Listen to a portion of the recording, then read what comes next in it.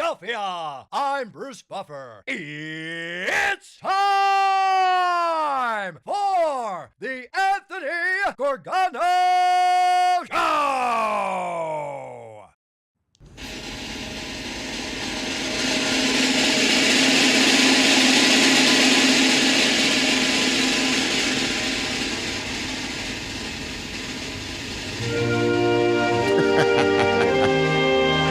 The ghost is back.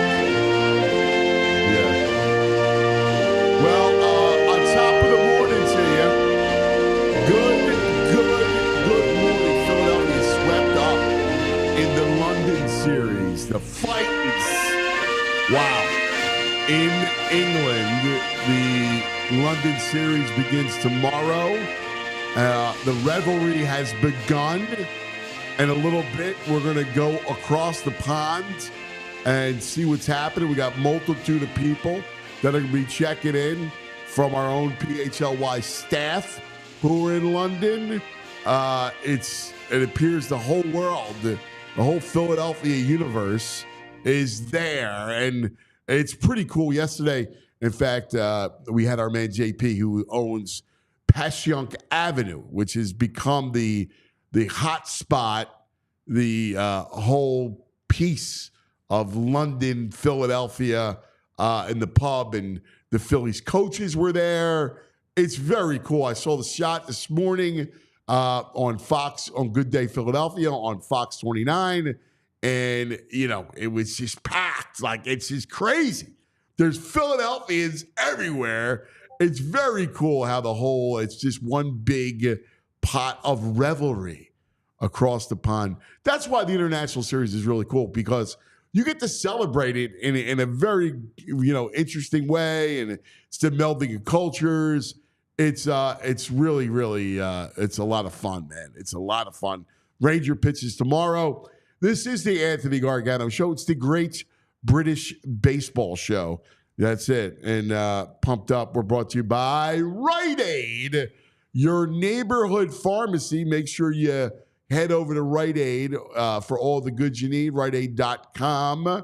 So check out Rite Aid. Well, this is a fun weekend. Again, everything British today, where everything was all about England and the Eagles, because the Eagles wrapped up minicamp, and a lot of good stuff happening. Their offense, and we'll get to it in a minute, but their offense, you saw Jalen Hurts say yesterday, 95% new. So this offense is going to be a work in progress, which I like. I love instituting a lot of new wrinkles. And Jalen said yesterday, 95% new, the offense. So that's a good thing. I think that's excellent. A lot of housekeeping stuff. Big Dom, my man Big Dom, is that new title to make sure that he stays on the field and there's no suspensions, because Nick needs Big Dom. Nick Sirianni needs to control his emotions, and Big Dom's the guy. Big Dom's his muse. So Big Dom keeps him in line. So there's a multitude of stuff that I want to get to. I'm very excited. I was looking forward to today, because joining me, the All PHLY Philly show is off today, and this is going to be a fun throwback. JP's off today, and I had to get my main man, the bro, James Lynch Jr. What's up? What you doing, buddy? Yeah, you're right. Like, I saw and heard, and you see people on the Twitter timeline all over in London right now. Yes. And it's one of those things when it's first announced, you're like, yeah, that would be cool. It would be cool. Like, I don't know if I want to go. Now you got FOMO. Yeah, and then it comes around, and you're like, and I want to be there. So it does look pretty awesome over there. Yeah, I know. It's like the whole Philadelphia. It's cool, man. Like, one of our diehards, a woman named Jen, ran into Bryce Harper on the street and took a selfie with him. Get out of here. Yeah. So, you see stuff like that. You see Cole Hamels and Shane Victorino hanging out in Passyunk Ave. I know, man. It's like, damn, I wish I was there. I saw, of course he was. Our girl, Phillies Debbie, had a picture.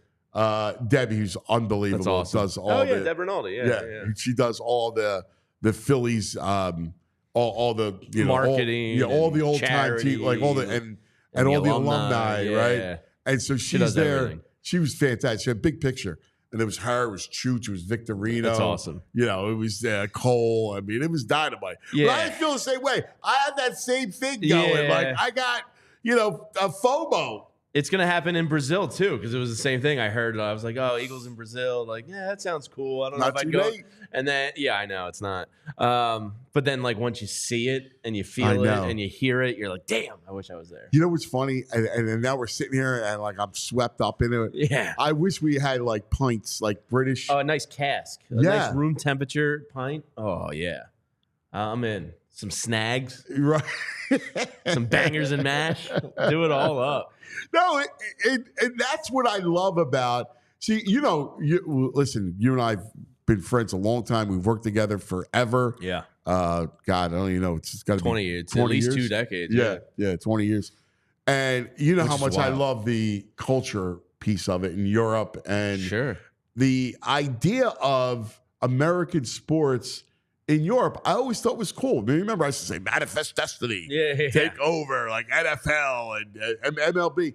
And it appears there's a vibrant baseball community that's growing in England. Well, it's funny. On the inverse, America has a little cricket action going on now. So we're getting, and to see them kind of swap sides here a little bit. Like I've seen some of my buddies texting about cricket in our Die Hard channel. People are like, oh, this is kind of cool. And now the Brits are getting baseball in the inverse of it. It's just like a culture, flip-flop, swap there. And I think it's very cool, like. It is. It just grows it, It just it grows the whole thing. Like and again, you're getting people involved. You're exposing the game elsewhere, and I just think that's beautiful, man. And I think it was next level thinking by the Phillies to send Taiwan Walker out there on Sunday. Because chicks like the long ball, right? They like offense, so they're trying to sell the game. So they don't want to send one of their 4 aces. You know what I mean? Like they don't want to bore people. So you're assured that you're going to win. You get one low scoring pitcher's duel, and then you'll have the offense. And then you get Sunday morning 12 runs from the Mets. And you know what's cool about Sunday morning is that you'll wake up and it's like the NFL, right? Oh yeah, where it's the 10 o'clock start. I can't wait. We're going to be at Gall & Co. in Port Richmond. So if anybody hasn't RSVP'd yet and can make what it, a party! Coffee, man. Bloody Mary, Miller Lite, and Phillies. Yeah. Give me some eggs. Well, you turned me on.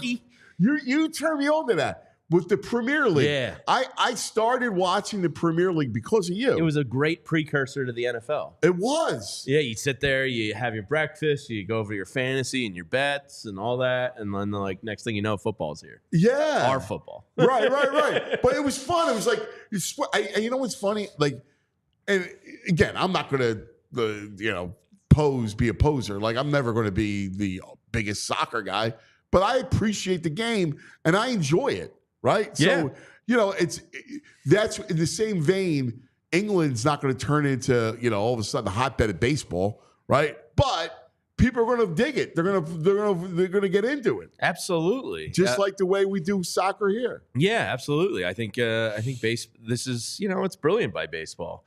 Not only the tourism dollars, like one of my cousins is on a whole Delco flight. So all these Delco maniacs are going over there.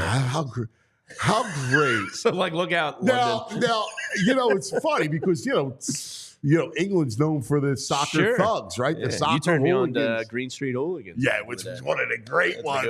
That's one of the great movies. If you haven't seen it, Green Street Hooligans, it's about soccer, toughs. Yeah. And they're fighting the whole thing. But we fit in perfect there. Yeah. The only thing that's different over there is there's no, because I've done a soccer game in Paris. I tried to go to it in Spain, but didn't make it. The only thing different is they don't parking lot tailgate. They pub tailgate. Right. So, and then they walk to the they walk in the storm. Game. Yeah. And they take out crowds.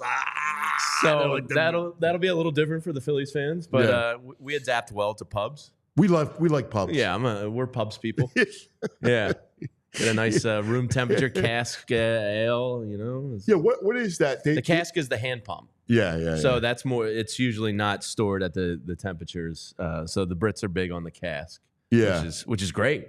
It gets a bad reputation here, but I don't mind it. Actually, it's tasty. A room temperature beer isn't bad. No, it's actually tasty. Yeah. No, but the whole thing, like, one of the beauty of where we are today is the world is so close today, right? Like when we're growing up, I mean, it seemed like vast and so big, but the world's become so much smaller, and again, television, right? Today we're doing a whole tribute to England and Great Britain and the whole, TV, Ted Lasso, all that stuff becomes popular everywhere. And the story is great, right? The American football coach who becomes the head coach of a Premier League. Mm-hmm. The whole premise is great. And you see it this weekend.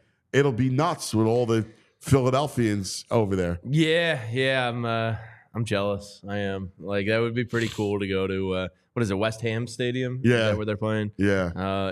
I've seen a couple of the pictures this morning, and even the guys taking batting practice, and it's like a soccer stadium, and it looks different. It feels different. It's, and the best part is you're sending over the best team in baseball to represent this, and they should wallop the Mets this weekend. I mean, the Mets suck. No, they're bad. And you're throwing Ranger Suarez out there. And as they just showed you with the Brewers sweep, like they got a sweep allowing 7 runs. Like, this team is ridiculous, and they're going to get better too. Yeah, because they're going to hit. Yeah, and they're going to trade. One of the things they haven't done is they're going to hit. Yeah, they're going to, as Larry Bow would say. Yeah, and there's some really sexy trade rumors out there already. Let's get into this because I'll be honest with you. I would be judicious when it comes to the trade deadline. And I would not sell. Like I think this team's good enough. Now, if I can add and do it cheaply or deftly, I would. But I'm not in a hurry to make moves. Yeah, the 3 names that Jeff Passan mentioned the other day were all pretty big names: Randy Arozarena, Kyle Tucker, and Luis Robert from the White Sox. Those are really sexy names. Okay, so let's take them one by one. Sure. All right. I don't know why the Astros would get rid of Tucker. He's the one I think is most unlikely to be moved. He's killing it this year too. He's a great player, and he still has 3 years of and he's still arbitration eligible. Yeah, I don't see where that came from. I also don't believe that the Astros are completely dead. No, they can rebound more so than the White Sox or Rays. Probably. Right. Now the other two are interesting. Right. Randy's at an all-time low. Oh, my God. His numbers are like Johan Rojas. No, he's struggling. Yeah. Big time. Now, it's interesting because you see a lot of times, especially like you'll see a guy come in and remember how the playoffs, he had 2 years ago, a scorching August, September, and into the playoffs where he was just out of his mind. So here's his career playoff numbers. And this is something Dombrowski's talked about valuing, like kind of that clutch gene a little bit. In his career in the playoffs, he's batting .336 with 38 hits, 11 home runs, 17 RBIs, 23 runs scored in 33 games. Yeah, it's absurd. That's big nuts come playoff time. Except the only thing that worries me is that it was done during the 2 runs. It was a confined space. Yeah. And if you watch him now, they're the same issues, right? They pitch him backwards. Yeah. When you're getting pitched backwards, that's the Phillies' problem, is when you're not hitting off the fastball. Yeah. To your point, he had 20 games of his 33 in that one postseason. And then it was 5-4-2-2. So the big chunk did come in 2020 when he had that magical run. And it scares me because, like, he hasn't, over the last year and a half, he really hasn't done much. Yeah, and he's batting below 200. And then, his numbers are bad. But on the inverse of that, you don't have to give up as much to get him. So there's the least risk involved with him. And then you just hope maybe he shows up in the playoffs. And Robert's interesting because his injury related. Yeah, he is a really terrific hitter. Stud. He has not stayed healthy, like you said. And a lot of people, we don't follow the White Sox. White Sox are off to a historic bad start. Bad. Yeah, their winning percentage is only it's the worst through whatever it is, 60 games in the history of baseball, dating back to I said this before the show, the Philadelphia A's in the early 1900s. Yeah, they have a .238 win percentage right now. Yeah. That's not good. Yeah, Luis Robert's a freak. I think he had 38 home runs last year. He can run, too. Yeah, plays a decent enough center field, has a strong arm. He's got power, 26, but he's just always kind of hurt. So, like, it's 3 different stages of what you'd have to give up versus risk. And, like, to your point, the Phillies are not in a position of desperation. No. So, I mean, if Kyle Tucker becomes available and he's under control for 3 more years and you can lock down a corner outfielder, like, you probably, like, buy Mick Abel, buy Justin Crawford, buy Starlin Caba, like, see you later. I'm going for it. Yeah, if I can get Kyle Tucker, sure, I'm all in. I'm like, yeah, like, let's go. He's a true stud. Even Robert gives me a little bit of that, but the injury thing. Rosarena, I'm tepid. Yeah, the only positive there is you don't have to give up much. Yeah, well, it all depends on what that is. Sure. Right? Like, again, I look at him and I don't know that he's there's a lot of guys that come in and rake and then they're never able, once a pitcher gets a book on you, sure, and they know how to pitch you, and there's a lot of guys that, you know, suddenly can't figure it out. I mean, remember Yasiel Puig? Sure. Forget about the off the field stuff. Yeah. On the field, he was ridiculous. Yeah. Right? Like, and then all of a sudden they started pitching him backwards and he was done. Yeah. One of the good things, insider track when it comes to Randy himself, the guy they hired, the Phillies did from the Rays. Yeah. I want to say his name is Anjib, but he's fairly new here, but probably knows Randy really well. He's one of these advanced analytic guys that's helped this front office kind of, you know, turn a new corner and all that. So they do have a guy that knows him from his time in Tampa fairly well. So maybe that gives them. Yeah, it's more than baseball. I mean, that's good. I mean, my only worry is, you know, when you see a guy who you got to have a second act, right? Yeah. Like the minute, you know, you come up, you remember, you know, God, Don Brown, right? Okay. Yeah. I mean, you've had these moments of guys that have had, you know, huge, you know, opening acts, and then when they come down, they can never get it back. Oof. So he's hitting 169 with an OPS of 600. Yeah. And you're tantalized by the name. I'm in losers, right? So I play a lot of fantasy baseball. Sure. So I'm in 3 leagues. Right. Like, you know, so that's what happens when you're dad. Yeah. Right? Like you turn into an even bigger geek than we usually are. All right. Let's go back. Let's do this. We're going to have some fun today. So we're going to go back and forth to London. And we have one of our own, the head of production here at PHLY and resident Phillies nut, Julia Hoff. Jules! Can you hear me? We got you, yes. You look great. We see the bus in the background. It's so cool to be on this end. Oh, man, where are you? I'm not sure. I think I'm in the area's called the Shepherd's Bush, I believe. Ooh. But we're not even in the Airbnb yet. We're like by the train station to wait for my brother to then go to the Airbnb. How cool. Can you show us the surroundings of where you're at? So you're in West London, close to Fulham. Wow, look at that. There's Very some kind of cool like park with a rock climbing thing going on there. And then I figured getting the big bus. Oh, I love the Apparently this area double-decker has a lot of buses. buses Look at going that. by. So, Yeah. Jules, how far are you from the stadium? Where we're staying is going to be probably about an hour train ride or like a 20-minute car ride. Oh, okay. Will you guys so where we're staying, I'm on the other side of the city now, I believe, than where we're actually going to be going and staying. Gotcha. So will you take the tube? Is that it? You'll take the tube to the game? I think so. I think we need to take another train and then the tube, or the other way around, the tube and then another train. So tell us, what's it been like? You know, you got it when you got in this morning. So our interaction started with a couple that we met in the security line at the airport at JFK wearing Phillies gear, and we were talking to them, and we're like, oh, we're going to Saturday's game. And they're like, oh, cool, we're going to both. Actually, we have 2 extra tickets to Sunday's game. Do you want to go? And like my boyfriend and I looked at each other, we're like, yeah. Yeah, because you can't sell on the secondary market over there. It's illegal. So really? So I've seen a couple people with tickets say like, hey, if you know anybody over there that can use them, I'm just giving them away for free because it's illegal to sell. Get out of here. Yeah, so there's a lot of goodwill going on with like people just giving tickets out. Oh, Jules, you score. You scored. I love it. That's fantastic. I love a good bit of like travel kismet luck like that. That's the best. So have you seen a lot of Phillies fans? Not as many as I would expect. Not in this area yet, but at the airport, there were like people on our plane. There was probably about a handful, like maybe 3 or 4 other couples wearing Phillies gear. But I'm hoping that I'll be taking a bunch of video and I'll send it over and stuff so you can share it too for Monday's show. So I'm sure once we get into like the center area, we'll see a bunch. I'm hoping to run into Bill. Oh, that's yeah, great. you better find Bill because he was just with Shane Victorino and Cole Hamels over at Passion Pub there, Jules. So you better get moving. Bill Matz, yeah. I probably should just walk there now. Yeah, screw your brother. It's tell Ian he can meet you on the other side of town. You got Cole Hamels to catch up with.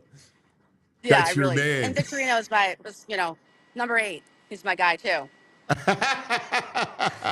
We always talk about you, Jules, because you, of course, are a Phillies nut. You have 4 pairs of Philly slides. Are you wearing one now? A pair now? No, I'm not. I have it in my suitcase still. So I'm like, yeah, still, I'm not firing on all cylinders. I'm at about 4 hours to sleep. So I'm like, I'm hoping to really get into the gear, in a few hours once I get settled and showered, and then I'll just be head to toe. What's on tap? Like, so what's your plan for today? Meeting up, getting settled at Airbnb, and then we're gonna probably meet up with my brother and his friends, and then get some dinner. But nothing other than that. Maybe just. Are you gonna hit Passion? Are you gonna hit the Passion? I want to try to go there. Yeah. It looks really cool. It looks like an abandoned subway stop or something. It's like and it's become like the hub of Philly in London. Wait, is Bill there now? He was a little while ago. Yeah, he there was tweeted a picture big party. from there. WIP was broadcasting there, and so Bill was there. And I know that there was a ton of people there. Yeah, 31 minutes ago, he posted a picture from there. So just saying. Oh, cool. Okay, I was wondering how your brother. Now BP's happening. To get in. They're going to have batting practice today at the stadium. So our guy Sam from England is going to be live with us from BP. Love it. From batting practice. Oh, that he is. Yep. That's awesome. Yeah, it's great. You look fantastic. You look so happy. I know you're in your happy place. Traveling in Phillies. I am. I miss you guys, of course. Well, listen, we miss you, but we want you to have a great time. All right? Go enjoy yourself. Well deserved. Nobody deserves to be with the Phillies in London more than you. Oh, thank you so much. I'll send over some video and hopefully a video of me meeting Shane Victorino.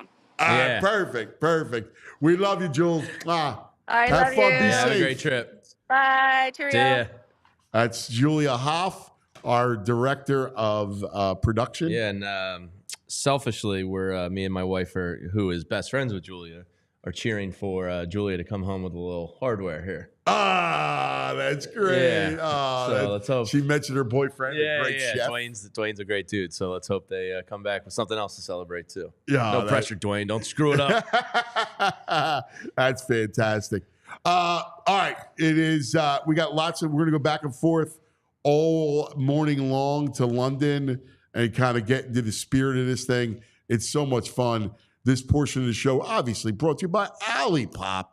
Go to Wawa for your nearest, for all your favorite Olipop flavors. Right there at your nearest Wawa, which is absolutely fantastic. We love our Olipop. You know that. All right. Also, coming up, we're going to get into a whole British kind of feel to it. We'll talk Eagles, the big brain, Celtics last night, bro. We're going to discuss that. Oh, God. I did not think Porzingis would have that big of an impact. I kind of forgot about him. Yeah. I know. All right. Well, we'll get to that. All that stuff straight ahead. Busy morning for us on a Friday, and a happy Friday to you guys. Let me tell you about Dr. Andy. All right. Dr. Andy Cohen is a friend of mine. I know him. He's fantastic. Dr. Andy's on a mission to end snoring in the Delaware Valley. And that means ending sleep apnea, which is very, very dangerous. And think about it. What causes sleep apnea? There's a choke point in the throat that causes snoring. just like think about it like a kink in the garden hose where the water can't get through when you spray it. So it's the same thing that happens in your throat. Well, Dr. Andy Cohen is board certified in dental sleep medicine. He and his staff are going to work one-on-one with you to provide first-class care that's going to meet your needs and take care of it, right? A lot of physicians aren't equipped to provide options outside of the CPAP machine, which is so convoluted, which really, as much as it opens up your airways, it can really make it impossible to get a restful night's sleep, not to mention you look like a monster, all right?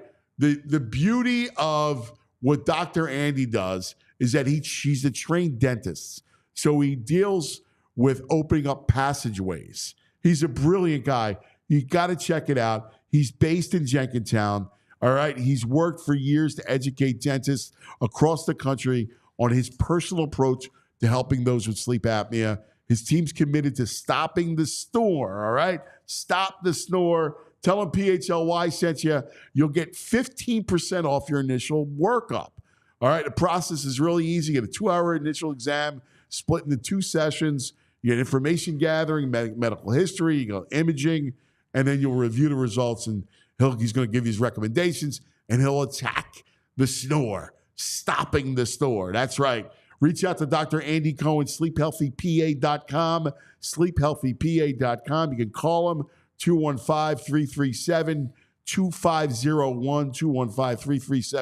215-337-2501, and tell him PHLY sent you, bro. Yeah, and let me tell you about our friends over at Rite Aid, because it's allergy season and it's brutal. You know, when you walk out in the morning and you see your car just covered in pollen, or you're doing some yard work around the house, you know you're just going to get the eyes flaring up, the sneezing, the coughing, all of it, nasal congestion. And Rite Aid has got you covered for everything you need, whether it's over the counter or you want to go talk to one of their trained pharmacists who can help you get relief during the allergy season. You can sign up for Rite Aid Rewards. You can check out the allergy count online and the pollen meter and all of that and try and stay indoors and combat it from different ways. So they got whatever you need. If you want to try a nasal rinse to help flush out your nasal passages. When symptoms are flaring up, they have antihistamines. They have Rite Aid brand and Claritin and everything you might need.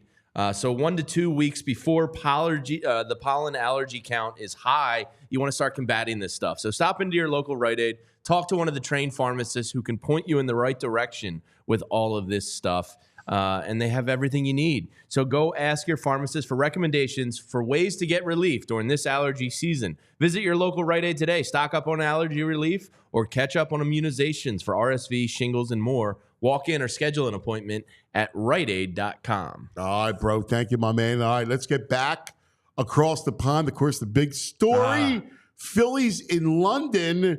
And that's brought to you by TrueMark Financial Credit Union. Check out the TrueMark difference. Look at my man. Looks great. He just looks great. Bill Matz, PHLY Flyers Show, Phillies fan. Yo! What's up, brother? Anthony, Jamie, great to see you. We're here in London. It has been an awesome time. We just left the party at Passyunk Ave. That was awesome. Cole Hamels was there. Great time. Now we're just kind of walking around the city, you know, about to have a couple of pints for lunch. It's been so much freaking fun here. Dude, I got you. First of all, you look fantastic, right? You look like a rock star. You look great. Tell us about Passyunk Ave. I know WIP was broadcasting there this morning. Sure, Ava, the whole thing, and what a great time, because it felt like all of Philadelphia who had made the trip was there this morning. That's it. They have a few locations. We were at the one at Waterloo for that broadcast. It was really cool. It's a great spot. Like it's a Philly bar, straight up. I was drinking PBR on tap. It doesn't get much better than that. Soaking in all the culture over here. No, but it's been absolutely fantastic, and it is a takeover. I've seen a couple of Mets fans, but everyone's wearing Phillies gear out here. Well, JP from Passyunk Avenue, who owns it, said that it's like 20-1 Phillies fans compared to Mets fans. Yeah, I've run into a few, like literally 2 or 3 Mets fans. The time we got here yesterday afternoon, and tons of Phils fans, a few Mets, if that. So, Bill, what are you They're doing not wearing today? the colors loud and proud if they're here. Yeah, Bill, are you and Ava sightseeing the rest of the day? You just hitting the pubs? What's the plan here? Yeah, it's kind of a bar crawl we're on right now. We're at this place. I'll see if I can get at the Libertine. We're about to go in for a little bit of lunch, but it's been hitting pubs and seeing some different stuff. We saw the London Eye last night at this very quiet street. As soon as I connect, now there are cars driving by. But no, there's just a lot to see. It's a really, really cool city, clean, fun. Everyone's nice. Like the cab drivers are the best. It's been nothing but great. Yeah, I was curious about how the locals have embraced you guys. Like, listen, we're a lot, right? We're Philadelphia. We're loud. We come into a place, people take notice of us. You know, it could be a little off-putting to the locals. How have they been? Everyone's been super welcoming. You know, it is a tourist city, so they're kind of used to it. Maybe not groups like this who are here for an event in which we will be being us. You know, it's going to be a Philly thing, but they've been excited about it. They're looking forward to seeing, you know, some of that American baseball. They think it's funny. Like there's cricket on in the bar right now, and I don't know how into the actual game it is, but they seem interested in how much we love our team. So, Bill, what's the we were talking about the tailgating situation, how we do it in parking lots here, they do it in pubs over there. What's the plan tomorrow for the pregame tailgate? What are you guys doing? I think it's gonna be a lot like today. It's gonna be kind of pub crawling and make our way over to the stadium eventually. Just kind of bar by bar, figure it out. And listen, we're with a big group of Phils fans. It's pretty cool to have people you know with you. So at least if it was just me and Ava, we'd be lost all the time. But actually, someone's leading us around, so that's pretty nice. But yeah, there's just so many cool pubs, so many sights to see that it's kind of just a little bit of everything. What have you looked forward to seeing? Like we talk about, London's an amazing city. Have you done any of the tourists, any sightseeing stuff? We did some of the tourist stuff last night, like the London Eye. We got on the tubes and everything. That was really cool. On Monday, when a couple of our friends leave and it's just us, we're going to do Stonehenge, Windsor Castle, and Oxford is like kind of a tour sort of sightseeing thing. So it's a mix between, you know, pubs and some of the stuff you have to do, because when are you coming back? Yeah, no, and you know, it's funny because people go, wow, you know, I don't want to be a tourist, but it's always good. I recommend someone, I travel a lot, and you know, you really need to spend a little time doing the touristy stuff just to see it, right? Like, just so you can see it. No, it's like it's a point of reference that, like, if you've been there, you had to see this, and okay, right. Like, I can check that off the list. Exactly, and then you can immerse while you're doing that. And then you immerse yourself in the culture, right? Then you go and see how they live and what they eat and everything else. Like, did you have a true British breakfast this morning or last night? What did you have for dinner?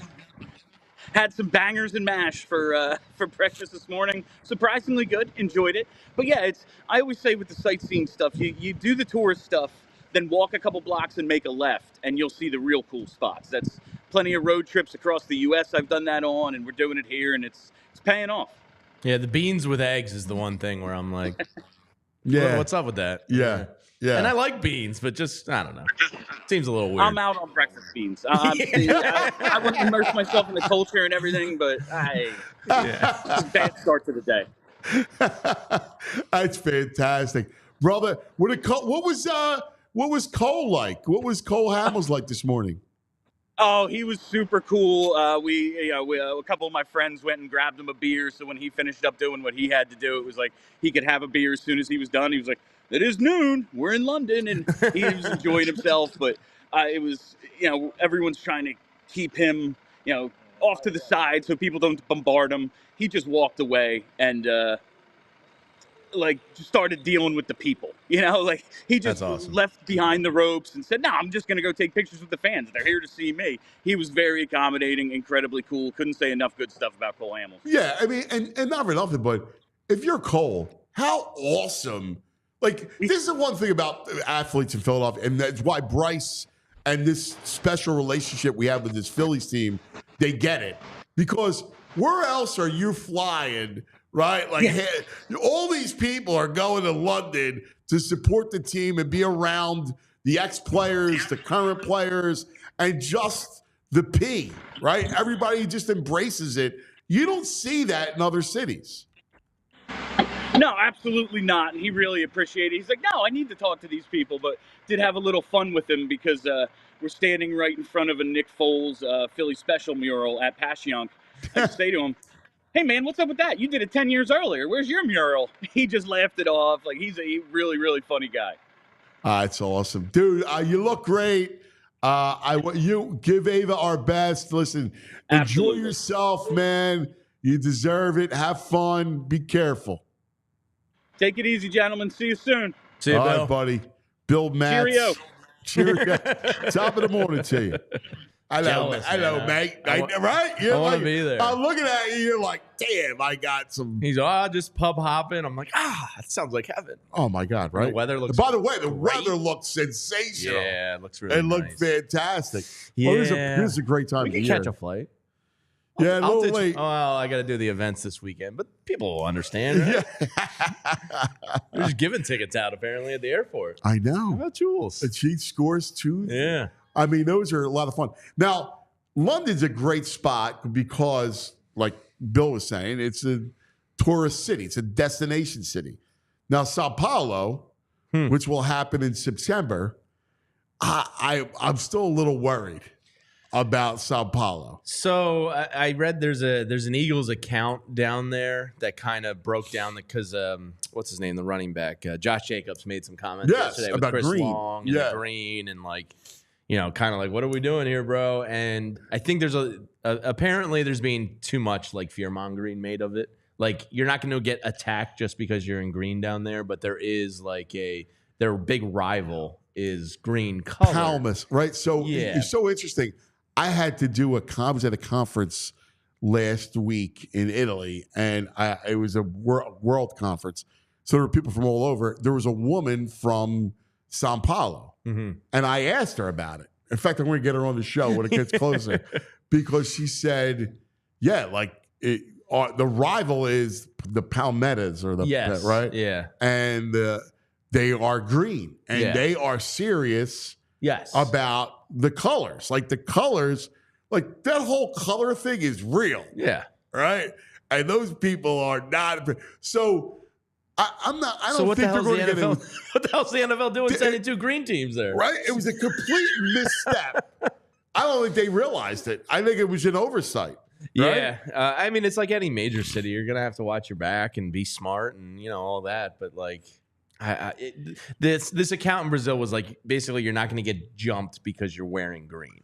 So my fear is not that it's going to be mayhem, because I think, obviously with the people, the leaders of Sao Paulo and the leaders of Brazil are going to make sure that there's not an international incident, right? Like, so they're going to be a lot of security, the whole thing.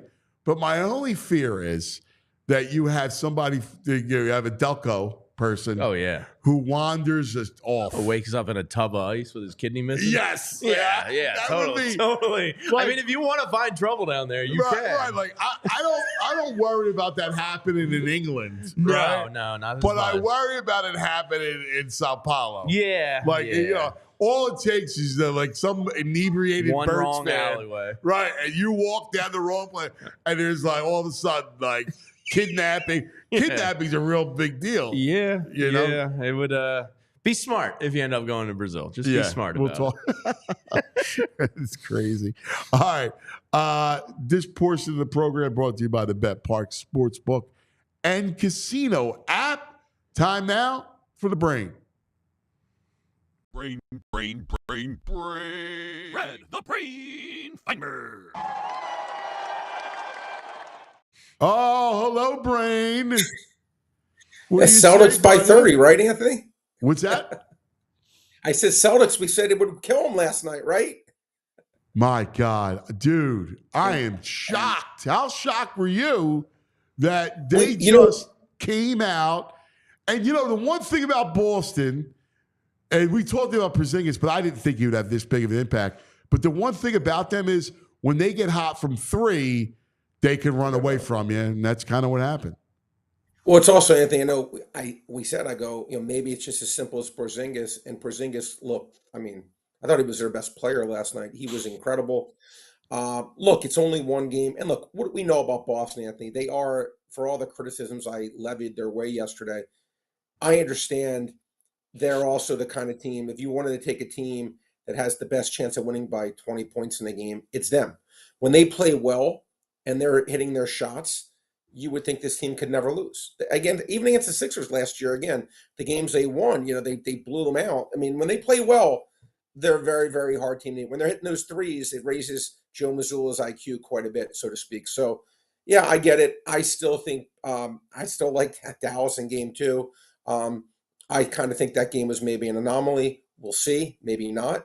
Maybe they're just that much better. I still think Dallas is going to make this a heck of a series, and I think it was just a great performance by Porzingis and their team, but I don't think it's going to necessarily continue like that. I agree. Now we'll see if we're right or wrong, and we're trying we're trying to do what you always follow, right? Right. We're always trying to be smart and not be stubborn, right? Or consistent. No, it's very important not to. Right? Yeah, it's very. But I think the same thing. Listen, Boston was on fire, right? They scored 37 in the first quarter.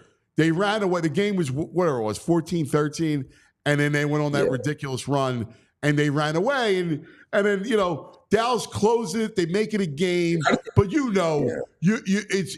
it's really hard to come back from that kind of deficit. No, 100%. And look, they look again. It was their night. They played a good game. Look, believe it or not, listen, if I'm a Dallas guy, I'm like, listen, it was one game. They played really well. We didn't play well. It is what it is, and we move on to game 2. Again, there's different schools of thought, but if I'm an athlete or if I'm a coach or if I'm a fan, any of the three, I don't mind ever losing when I get my butt kicked. It's when I lose a heartbreaking game and I start, what could I have done this better? Could I have done that better? They were just the better team last night, but it's only one game. It's not a cumulative score. And I'd be like, listen, they lost to the Clippers, Anthony, if you remember game 1 by 40 points, I think, or something like that. They were down by 40 at halftime, actually. So this has happened to this team before. It hasn't happened since then. But I don't think they're going to be deterred. And again, I like them in game 2 even more than I like them in game 1, but we'll see how it plays out. I do too. I kind of feel the same way.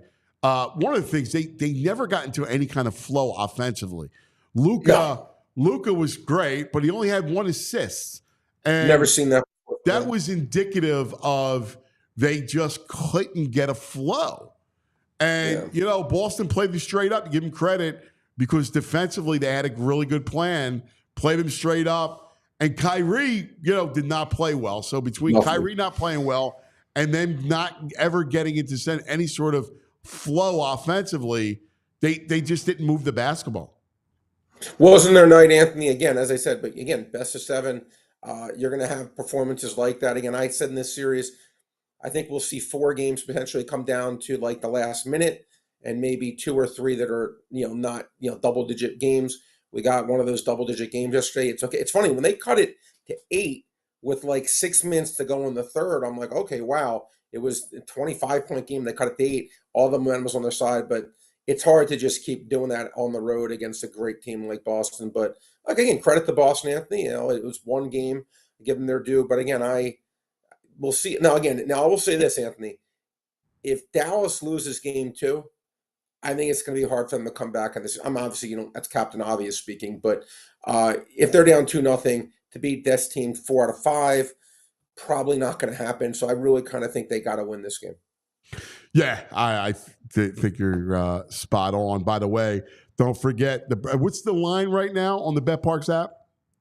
I'll check it out right now. Celtics -7. Wow. All right, so you can get Dallas +7 on the BetParks app. Yeah, don't forget the BetParks app right now for the London series, for the NBA.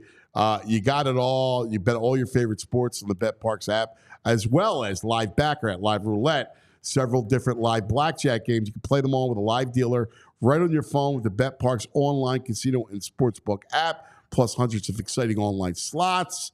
You got it all safe, simple to use.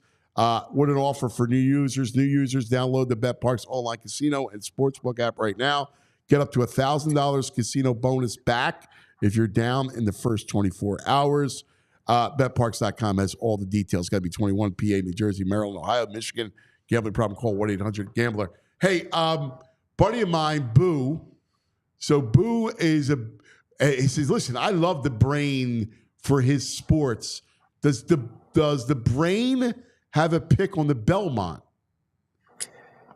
You know, Anthony, again, I one thing I will never do to your viewers ever is I will never give an opinion on something if I don't think I'm good at it. I like watching the horse racing. Definitely not my forte. Definitely better guests you could have, smarter people than me. I will not give out a pick. It's not my area of expertise. So you hear things though. So what do you give Boo any advice? No, I haven't. It's funny. I have not really delved much into the Belmont. I have not. So I don't want. Boo. I appreciate the kindness, the kind words, my friend. Maybe I will do a deeper delve. Maybe tomorrow I can get something for you. But I haven't really looked into them. Right. I've been so. I got two buddies, Tooch and Boo. They love the ponies. They love it. They love it. They love it. They go nuts. So name it. In fact, my buddy Tooch is going to San Diego for what's the track there? The big track in San Diego. They have the Breeders' Cup. It's Del Mar? Yeah. No, Del Mar. Yeah, he's going there. Like that's a pilgrimage. Yeah. Can I just say something interesting? I think for everyone to talk about the horses, and because I was working with a guy he ran. What was it called? It was like one of the biggest horse racing syndicates, whatever. But he was telling me the people who the Hong Kong people who make the zillions or whatever, and all these the people who truly make a lot of money in the horse racing, they get a big discount back from whoever they're betting with. Okay, like the whoever site they're betting on, they'll get like a 10% because there's a 20% hold, and they'll get like a 10 to 12% discount back betting zillions of dollars. And then they make, maybe they lose 4%, but if they're getting a 12% rebate, they're making 8%. But for the average person betting it who doesn't get in that 12% rebate, man, they're holding 20%. It's really, really hard. You got to get lucky and hit like a pick six, a trifecta, exacta. But the daily grind on the horse racing, he enlightened me. It's a tough way to win. How about baseball? Because you know your baseball. So you got anything today? Got a couple things, Anthony. Got a couple things. Yeah, we went 3-0 yesterday, so we got a couple things. 3-0 for the brain, bro. Yeah, we went through. We had PJ Washington. We had I'm trying to think we had yesterday. Well, we love PJ Washington. But anyway, it was we had I 3-1. Had Dallas too, 3-1. But anyway, look, today Yamamoto of the Dodgers is going against the Yankees. It's the Yankees. Yamamoto his last 10 starts has gone over 5 and his strikeouts 8 times. I expect him to go in Parks. The line on Parks is the best in the world on this. Right now, you claim -121 Yamamoto Dodgers. Tremendous bet. It's a great bet. Parks has the best line on the world on it. I highly encourage people to bet You're Yamamoto getting a Yankees Dodgers. Discount. You're getting the Yankees discount. Yamamoto's going to get his 6 strikeouts. He's great strikeout pitcher. He's going to get his 6 Ks today. And the other one, Anthony, Nick Lodolo and Justin Steele are 2 pitchers I like a lot. The over-under on the 5-inning line is 4.5. Like the under, I think I have 2 really good pitchers here. 2 pitchers capable of getting a shutout through 5. Rather take the under 4.5 than under the 9 in the game because once this game goes to the bullpens, don't trust either bullpen here. But I think this will be like a 2-1, 2-0, 1-1 kind of game. Give me under 4.5 laying 117 in the 5-inning line. I think it's a solid bet. Hey, I love those. It's good picks. By the way, at Brad'sBestBets.com, at Brad'sBestBets on Twitter. He's going to win for you.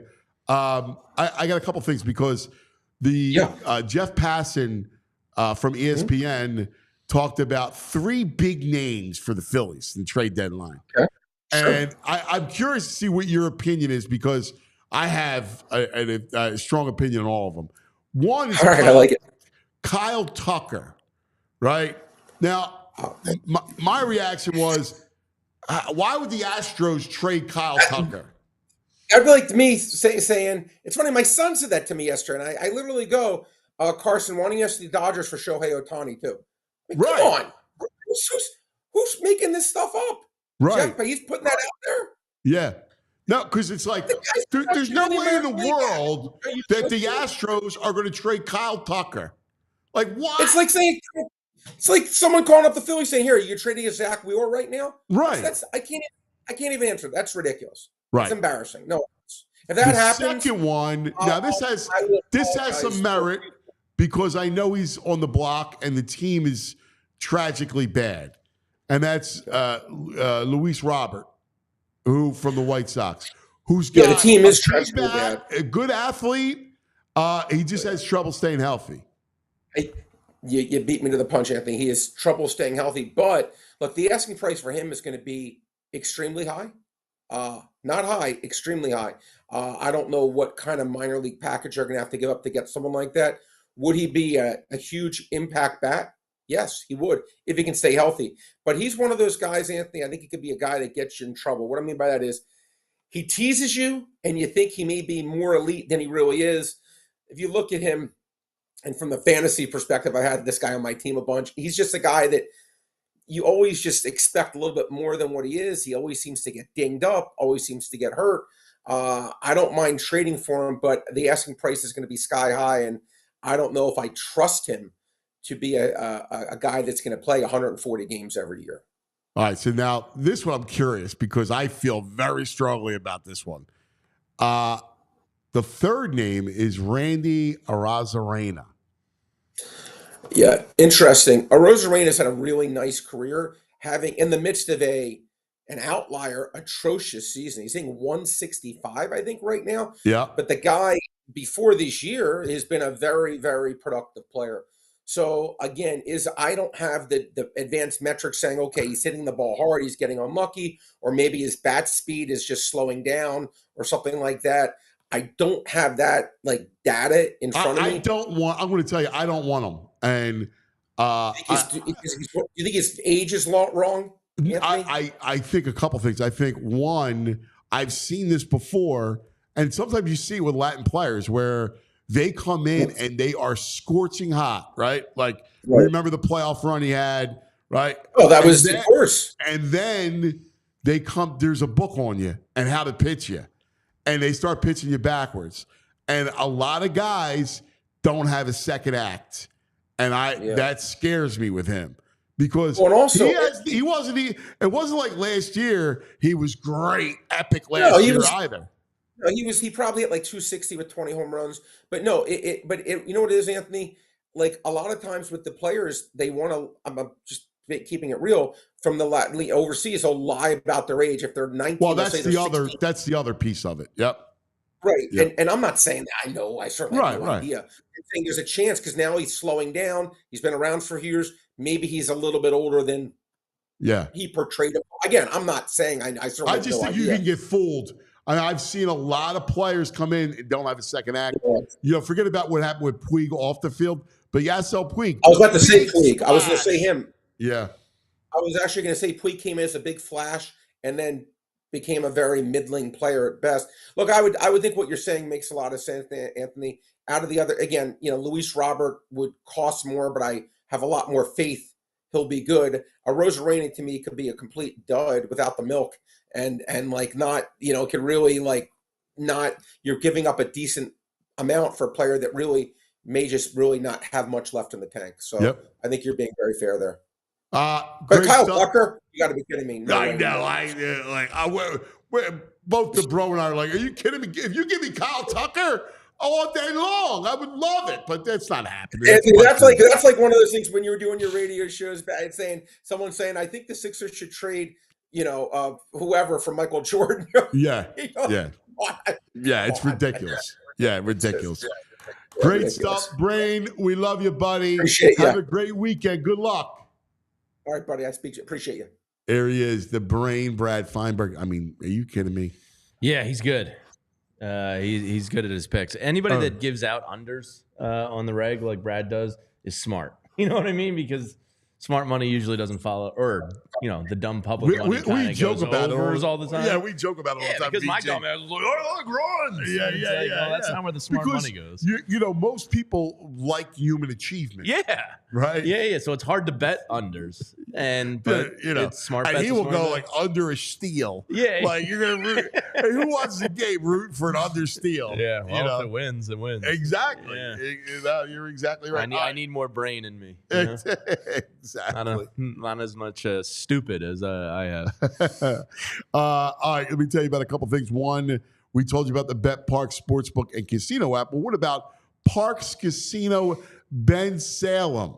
Oh, wow. The most fun, best casino experience in all of Pennsylvania is Parks Casino Ben Salem. Street Road, all right? I mean, you're just a car ride away from incredible fun. So you want world-class entertainment. I know the bro and I love JB Smoove, Curb Your Enthusiasm. Oh, yeah. He's hysterical. He's going to be popping in the parks in the fall. They got everybody. Debbie Gibson, all kinds of acts at the 1,500-seat Excite Center. So they have great acts. They have weekly comedy shows that are tremendous. The restaurant dining experience is par excellence. I mean, the Parks Grill Steakhouse is ridiculous. The Vana Burger. Oh, my God. Yeah, it's good stuff. Yeah, Bamboo Noodle House. Oh, yeah. You get the hand-rolled sushi. Oh, yeah. I know you like that. I like the soup. You always love that stuff. And, of course, all the action you want. State-of-the-art slots, the brand-new poker room. They have all the table action that you would want, all the blackjack, roulette. I mean, you name it. And, of course, our favorite, which is the sports book. The big screens like you feel on at NASA. It is absolutely tremendous. Parks Casino, this is how you win. Go to parkscasino.com for all things parks. You got to be 21. If you have a gambling problem, please call 1-800-GAMBLER. And, of course, we're also brought to you by Primo Hoagies. This weekend, as you're making your rounds, you're thinking, first of all, it's hot. This is the perfect time of the year for Primos, too, in that nobody feels like cooking. You don't want to put the oven on, stove on, all right? And, after a while, you go, all right, how much am I going to grill? Why don't you check out the great Primo Hoagies? There's going to be one near you. There's over 90 locations across the Delaware Valley. The same Primo on Rittner Street in South Philadelphia that started off in 1992. It's funny. I was talking about my buddy Boo. We used to go to Primo's all the time. My cousin, everybody. We would go to get Primo's, and it was like, wow, get this ridiculous, this hoagie. And it turns out it became a sensation. And that same original taste you could find across the Delaware Valley. Just go to primohoagies.com. It's the same bread. I mean, that incredible seeded roll, crusty on the outside, soft on the inside, the highest, the best Thuman meats and cheeses piled high on that roll. It's the secret, man. It's the love. That's how they make that sandwich. Go to primohoagies.com. Don't forget the sides, the pickies, pepperoni and cheese, and the desserts. You got it all. The cookies. Just check it out, primohoagies.com. And you'll say what I always say, it's not just a hoagie, it's a Primo. All right. As we reach 10 o'clock across the Delaware Valley, lots to do. We're going to go back to London. We have a friend of ours, Sam. Oh, yeah, I know Sam. Sam from England, who is a ridiculous American sports fan. Yeah. We've met him many times on his trips over to go to a Sixers game, to go to a Phillies game. I think he's done Eagles too. Oh, yeah. He's been over here a bunch. Yeah. And we got to know him a little bit in our old lives. His son is named Iverson. That's a We're true middle sickness. name. Yeah. One of the things I love is the love about sports in general is how it draws people together. Oh, yeah. Like we have, I got another friend, Aiden, who's from Ireland. He's Aiden. from Dublin. And Aiden is like a huge Eagles fan, huge Philadelphia sports fan. And it's so interesting because you meet these people abroad and they fall in love with Philadelphia sports. Well, because it's so passionate and it's so it gels communities together. And I think people see it and go I want in. That looks fun.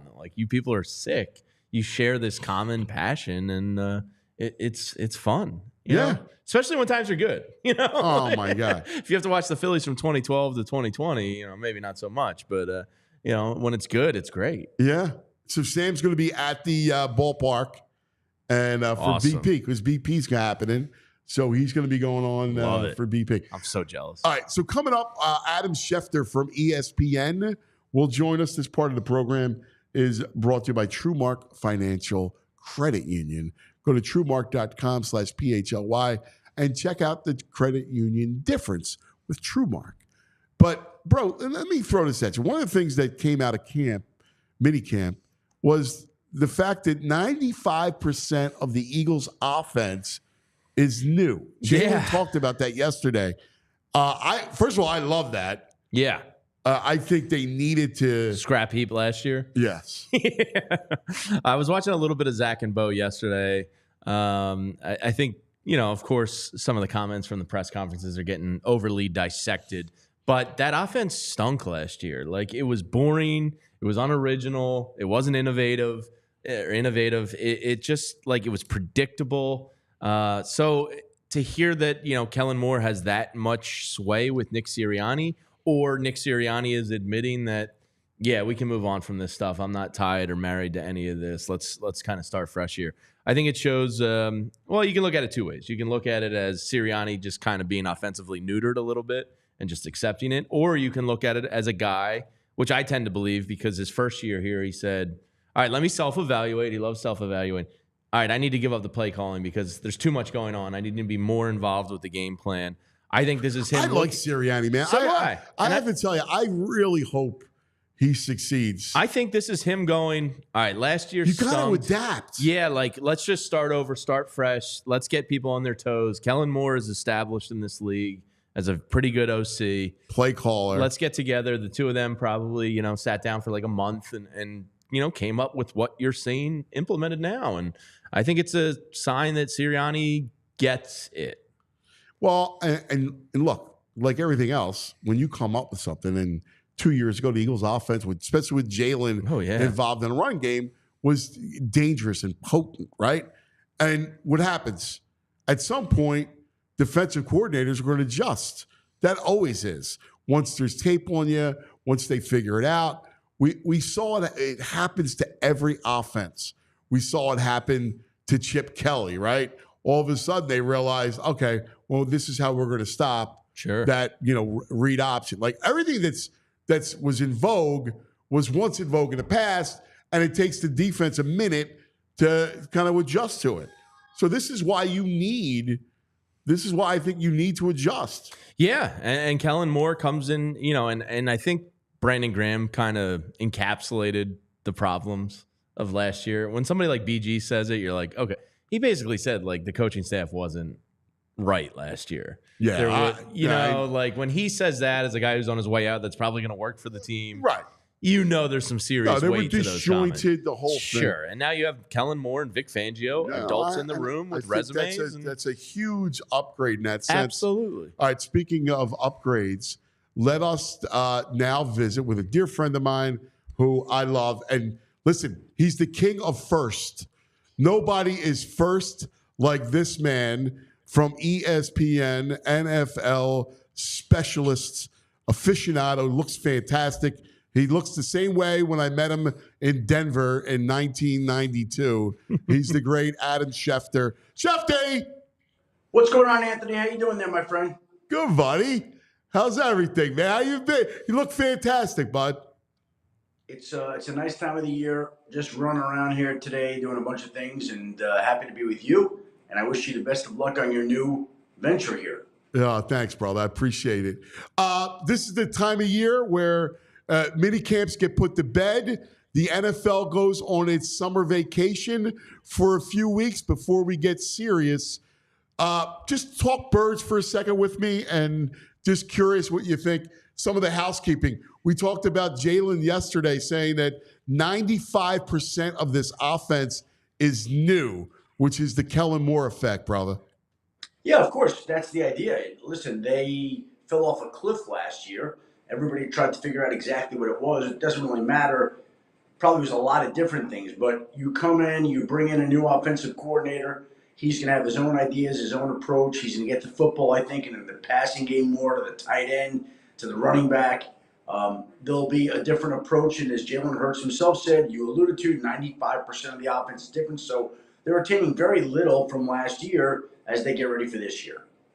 Yeah, and I think, again, that's Sirianni. I like him, right? Like I like his passion. I like the whole thing, but I like the fact that he's not stubborn, right?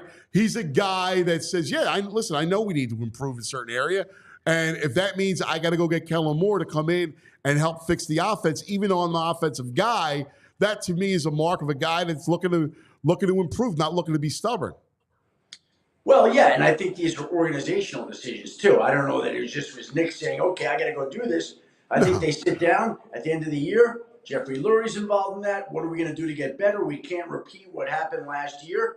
And this is where they came to it. Look, they hired a good offensive coordinator. They hired a good defensive coordinator. They made some changes. They added some players. They did what they had to do. And now we see how it turns out and translates on the field.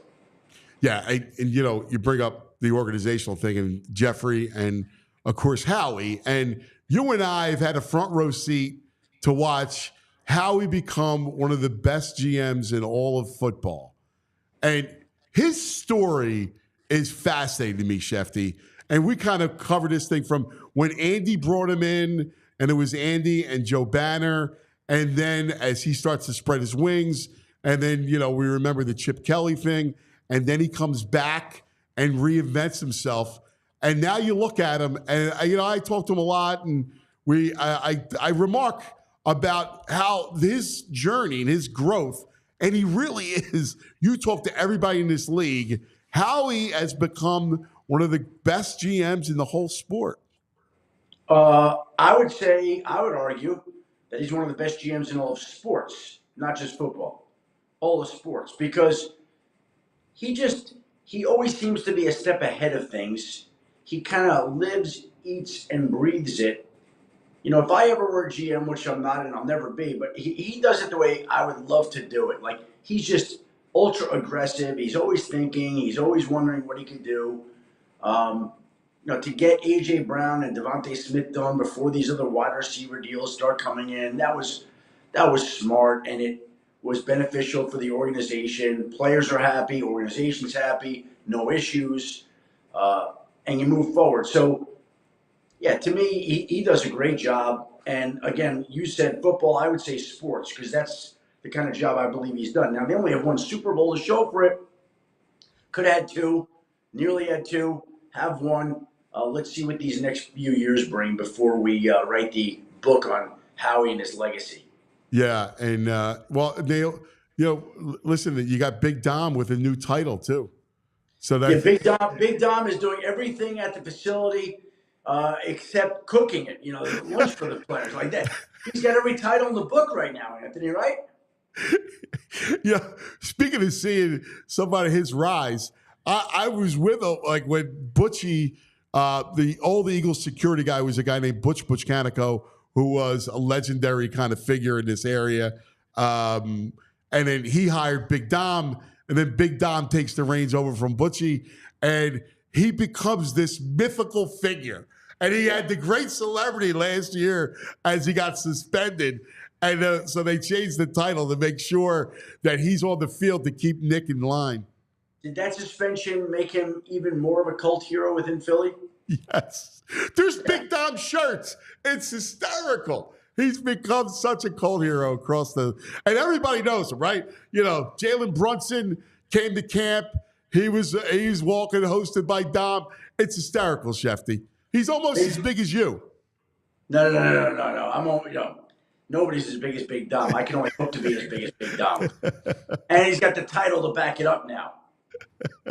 It's hysterical. Hey, what do you make of the Eagle with Jeffrey and the minority selling off a minority stake? Do you smell Bradley Cooper? Well, that would be interesting. I hadn't even thought about Bradley Cooper. Could Bradley Cooper afford that? I think so. Yeah. Wow. Yeah, I believe so. Yeah. I just think that these franchises, the value of them these days is so high that if you could take money off the table and go enjoy it, why would you not? And he's still going to be the controlling partner. He's still going to have the majority interest in the team. So if somebody's going to go give him however many tens of millions, hundreds of millions, I don't even know. Because if the Commanders went for 6.05, what do you think? I think it's fair to say that the value of the Eagles is safely $6 billion. Am I wrong there? Yeah, actually, it's 7.5. It's 7.5 is the exact Okay, valuation. 7.5. So if somebody wanted to buy a 10% interest, 10%, and give Jeffrey $750 million, like, what are we talking about here? It's unbelievable, and that's kind of one of the reasons why I really wanted to talk to you was less about the news stuff and more about the big picture for a second. Because when you and I first started covering the league, and you're in Denver, and we're hanging out and watching this thing blow up. I mean, I we knew how big it was, but what's going on in sports television and streaming? The numbers are just astronomical. And can you imagine from that time when you started to where it is now? It's unbelievable. It's just taken over the whole world. Again, I don't view it in those terms because it's not, we didn't go into this for numbers or money or anything like that. But I just think about it like this. When the combine was going on and I was younger, I was always I'm like, I got to know more about the combine. And look at what the combine's become. And I always loved the draft. And look what the draft has become. And I always was intrigued by OTA. Look what they become. The schedule release, I couldn't wait for that. Well, what's that become? That's become like its own day, its own week. Everything is taken on a life of its own to the point where the league has capitalized on the popularity of the sport and been able to have all these broadcast partners and is now going to try to grow the popularity of the sport, if it's even possible, because it's almost maximized in the United States, but it's going to try to grow it internationally where they're divvying up rights, where each owner gets a certain territory. It seems very medieval, and it seems very monopoly-ish, where everybody gets their piece of the pie across the world. No, it's Game of Thrones is what it is. Yeah, Game of Thrones. I wasn't a Game of Thrones watcher, but there's a lot of analogies you could use. The point is, to get back to your initial question, everything about the sport is bigger than you could have imagined. There's more money involved than you ever could have imagined. It's only growing, and it doesn't seem like there's an end in sight. And how about the Christmas Day thing, right? Like you wondered, you knew with the success last year that they would do something for Christmas Day. But the fact that it falls on the worst day for football on the schedule, and they figure out a way to do it, right? They go, here you go, streamer. Here we go. We'll give you 2 games on Christmas Day.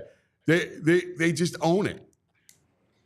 Well, that's what the league has done. And they've seen the money that the NBA makes, and so they're biting into that, and they're seeing what the NBA has got for its rights deals. It's just what the league has done. What do you think? When do you think the 18-game season comes about? That's a great question, and that's certainly the next venture of all this. I think, again, what I find interesting is that, I don't know, 5, 6, 7 years ago, the league was talking about an 18-game schedule. It got shot down pretty quick. 18, no. So they went to 17. And it's almost like they said, before we could run, let's just walk. We'll take baby steps to this rather than take one big giant step. And so they decided, I think, to make a conscientious effort to do this in increments. And so now we got to 17 games. Oh, a little time passed, and now we bring up 18 games. And it just feels like, with everything with this league, the league gets whatever it wants. And so if the league is set in its mind on getting to 18 games, it's going to get to 18 games. I don't know whether that takes 2 years, 4 years, 6 years, the end of this current collective bargaining agreement, we'll see. But to me, 18 games it's going to come. It's going to come. And the question is, what is it going to cost the league to do that with the players, and when is it going to happen? Yeah. And listen, it would make perfect sense to do a double bye. You run the Super Bowl to President's Day weekend, so everybody's off. And it's just this perfect, neat package that's ready to go from Labor Day through, or right after Labor Day, right to President's Day. Yeah, that's what the league does. That's what the league does.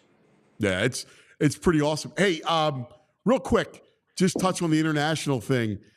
Was it an oversight about Eagles and Packers, both which have the color green, going to Sao Paulo with the whole? There's a lot of stories about the biggest rival in Sao Paulo. Where's the color green? So there's some worry among fans about the color green down there in Sao Paulo, Brazil. You're telling me something I've never heard. So check it out. It's an interesting story that's happened because the chief rival of the soccer team in Sao Paulo wears green. And so they hate the color green. And of course, the Eagles and the Packers, the Eagles are all green, right? And the Packers are green and gold. And so there's a big story about that and about worrying about safety and the whole thing. Now, listen, you know that the people who run Sao Paulo, who run Brazil, are going to make sure that safety is paramount. But it is something to think about. I was just wondering if it was just an oversight when they picked those two teams to go to Brazil. I don't think there's much that the league does with oversight. Are you making that trip to Brazil? I think so. I think we're going to head down there. Looking forward to it. It's a great idea. Starting you got the Thursday game and then you get the Friday game. I think it's pretty cool. Again, taking over every night of the week, taking over the full NFL calendar. The league just keeps growing. It doesn't stop. It's at unprecedented levels, and there's no end in sight. Like I said, I know it's huge, and we can't get enough of it. Hey, how's the family? You good? Everybody's good. Just running around right now. Wife's a little under the weather, taking care of some things for her. So usual stuff. Good stuff, man. I miss you, buddy. You're the best. Always great catching up. Happy to be with you, Anthony. Thank you very much. Good luck with the new video, on-air, podcast, whatever it is. Whatever it is. What is the digital television, my brother. We're digital television. Well, good luck with digital television, Anthony. Yeah, we're going to be on Roku. We just did a deal with Roku. A lot of good stuff happening. So thanks, my brother. It's embracing the future, just like the league. Good luck with that. I know you'll crush it. Thanks, buddy. Appreciate it, brother. Take care, great Adam Schefter. Shefty hanging out with us. Bro with me today on the Great British Baseball Show. Yeah, I'll have to give this Great British Baking Show a go. So my girl's real into Is It Cake? So I feel like she'll love it. Okay. So Is It Cake's pretty good. So my family is obsessed with the Great British Baking Show. You've always loved cooking shows in general. Yes. But my wife, what is it about this show? Like they love it. And then they have a kids one. So I don't know what it's actually unbelievable because you see them create these. But it's all baking. Yeah, cake, desserts, and it's like let me make a roller coaster Disneyland out of cake. Okay. It's a lot of fun. It's a lot of fun. You watch it, Andrew, right? Yeah. Ron Hollywood, he's great. It's actually a fun. I love coming up TV. Todd's going to join us. Yeah. Right.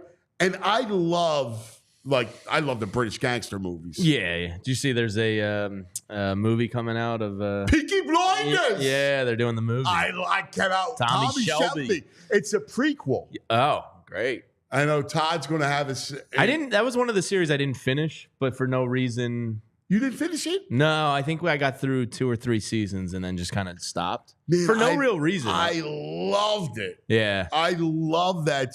It was one of my 2 favorite series is Peaky Blinders and Gomorrah. Gomorrah's on my list. You've been talking about Gomorrah for a long time. Like that show is ridiculous. But I love a lot of I love a lot of the British TV Well, they're shows. great actors and actresses, like a lot of it. I used to love Luther with Idris Elba. Yeah. Like they're just phenomenal. That was a really good show. They're really good thespians. Yeah, the Brits. Well, they're good storytellers. Yeah, right. Yeah, like absolutely. so, the TV show, the series. Look, The Office comes from there. Right? A lot of shows that we like are spinoff of. My in-laws mostly watch BBC series. Yeah, like they love it. Mr. Bean.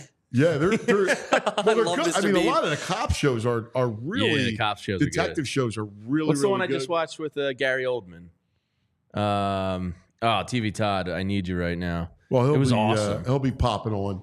Oh, what was the show he just did that I watched? Oh, Slow Horses. Have you watched this one? Oh, I heard that Slow was Horses really is good. awesome. He's a it's like the misfit MI5 people. Yeah. It's like where the people that get in trouble go. Yes. And he's actually like brilliant and like I solves think more that cases. was a book. Probably. It's an awesome series. It's on Apple TV, I think. Yeah, I but heard it watch got great. Really good. Gary Oldman is like one of the best actors. Oh, yeah. Yeah, no, he's fantastic. So check it out. Slow Horses. Yeah, Awesome. no, he's fantastic. Hey, a couple things, and then we're gonna get VG up here. What do you got? Sam's here. Oh, we got Sam. Yeah, Oh, Sam's great. here. Oh, awesome. All right, we're enjoying our ode to Great Britain, and joining us as we go live back to London, our buddy Sam from England, all decked out in Phillies red. Sam, good morning. Look at you, buddy. Good afternoon. Yeah, good morning, good afternoon. Can you hear me okay? We got you good, buddy. So are you at the stadium right now? I've just come back from the stadium. I'm at the shopping centre just outside of the stadium because I don't want to watch the Mets practice. So I saw the Phillies. That's all I needed to see. So tell me, you saw the Phillies take BP.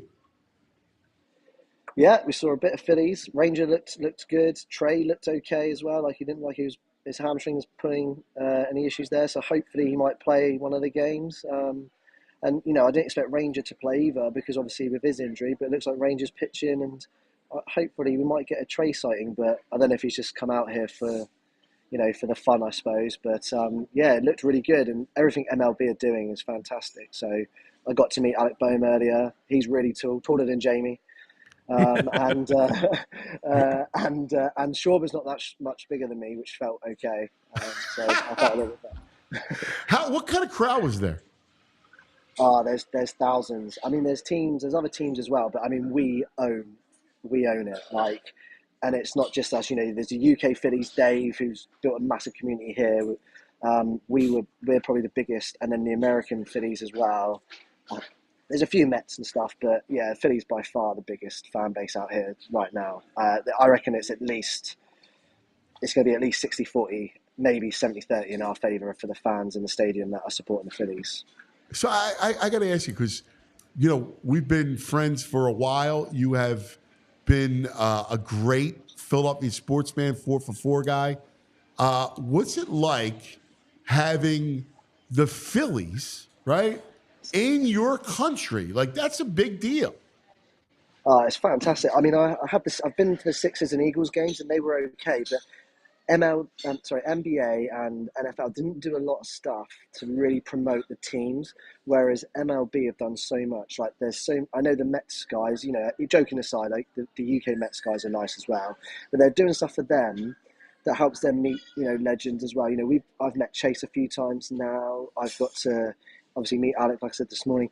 It's just surreal because it's not just the games this weekend, it's the whole thing leading up to it. Trafalgar Square has got its own batting practice. I got taught from a guy that works with MLB, a guy that's on the staff of the Nationals, like how to hit a baseball.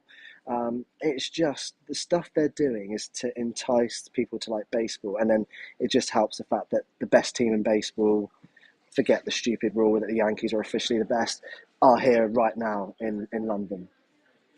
So let me ask you, the typical, British sports fan, what's it like with baseball? Are they getting into it? I heard, in fact, our friend that owns Passyunk Avenue, the pub, said JP, JP said that there are his son plays in the youth league with Chase Utley. So there's like some youth baseball that is what's happening with the sport and growth inside Great Britain? Yeah, I mean, Great Britain qualified for the first time last year for the World Cup, and it is growing. I saw loads of Great Britain jerseys out here today from players and ex-players, and it's definitely growing over here. It's at a soccer stadium or a football stadium, as I'd call it, West Ham United Stadium, the games, and there's they had schools in and there was loads of schools. I reckon there was at least 500 kids. The Fanatic was obviously an instant hit with them, and they're all there. And I heard the teacher say, "This is what we can do," because we play a sport called rounders, which isn't quite the same, but we try to compare it like that. And it sounds like softball's being introduced as part of the curriculum for sports activities now at school, especially here in London. And I know down by me, it's starting to grow a little bit more. We've got a university team and stuff like that now. So it's slowly getting there. It's going to take, I don't think it'll ever overtake basketball as the number one sort of American type sport here because of how easy it is. American football, supporting it is massive, but the participation in it isn't as high. So because of the cost of it, as you know, with your two, right, it's searching for the pads, the helmet, and then the facility itself. So, whereas here, obviously, soccer, it's just a cheap pair of shin pads and you're ready to go, really. The kit's too expensive, I think, to stop it. But the fan base is bigger here. The Jags are massive, the Eagles are massive, and JP was right. Philadelphia's got big support here because of what he's done at Passion and the others. I was so glad you got him on yesterday. I've only ever spoke to him once, but he has helped grow Philadelphia sports. And like I say, basketball probably will still be the number one participation, but for sport fandom, baseball could catch up NFL. Wow, that's interesting. Do you now what's being served at the the stadium? Are they doing the baseball fair, hot dogs and everything else? Yeah, they've got a massive hot dog. I think it's like 12 or 14 inches long. So that's on the Met side. On the Phillies side, they have got cheesesteaks and stuff, but they're not going to be as good as Passyunk or obviously anything in South Philly. So, they're actually serving cheesesteaks at the stadium? Yeah, but it's not going to have whiz. I'm a whiz guy. And I'm a whiz guy too. That's awesome. Whiz without for me. I learned how to order properly when I was in Philly last. So, and they're going to have those. They've got pretzels. They've got the the usual stuff. They are serving all the same stuff, but nothing's going to beat Passyunk. If you can get a table because it's booked up.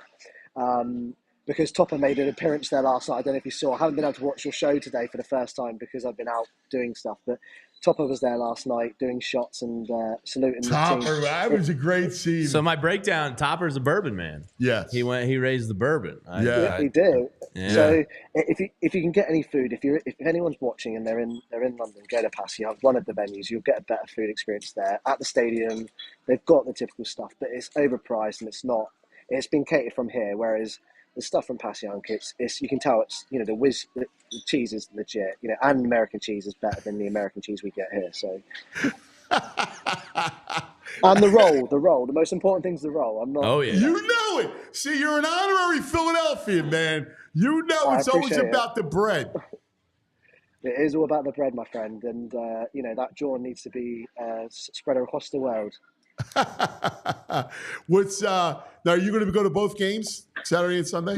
Yeah. So Vince from Philly Sports Trips now, he's got a section. We've got a big section, so we're making it like a soccer. So we've got our own section because in soccer, as you know, you can't sit next to each other. So we've got our own section, and we've already sang to Alex Boehm his song, which is a soccer chant.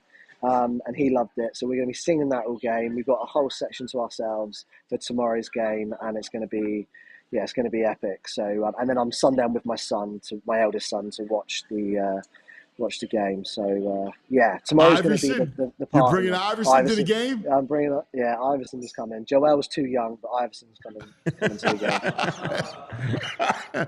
What's the song for Bohm? So it goes. I'm in a coffee shop, so I don't look silly, but it goes Alec Bohm, Alec Bohm, Alec Bohm, na na na na na na. And Dave from UK Philly sang it, and Alec was like kind of a bit shocked, but he loved it, like the soccer chants or the boxing chant type song. So we've got that. And then Kyle was like, we need one for him, so we're going to think of one for Kyle tonight and do that. But yeah, it's do me a favor. I gotta hear. Take video of the game tomorrow for the songs and send them over so we can play them. I will. It'll be epic. I'll make sure that we get all the best songs sent over, and I'll do as much recording. I mean, I've had to buy a power bank because I'm not from London. Because of, it's just like I said, MLB have done so much. I can't thank the American people that have come over, the MLB that have done so much. You know how much I love you guys and what you do and how you talk about sports. But the guys independently, I've actually gained a massive respect for the Major League Baseball and whoever's organised this, the European guys and stuff, for what they've done, because they promoted baseball here the best I've ever seen any sport be promoted over here. Like I say, basketball wasn't as great. NFL has got worse over the years it's just kind of come and watch the game and go home.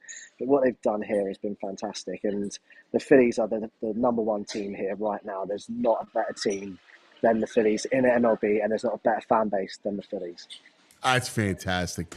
Sam, it's always a pleasure, buddy. We love you, man. See, sports to me, I always say sports builds churches, right? And sports connects people. We all became buddies, right, through sports. Yeah. And it's now, I mean, that's got to be 15 years ago. Yeah, it's been years, man, and it's just so surreal that I get to, speak to you guys. You and Jamie from your radio days.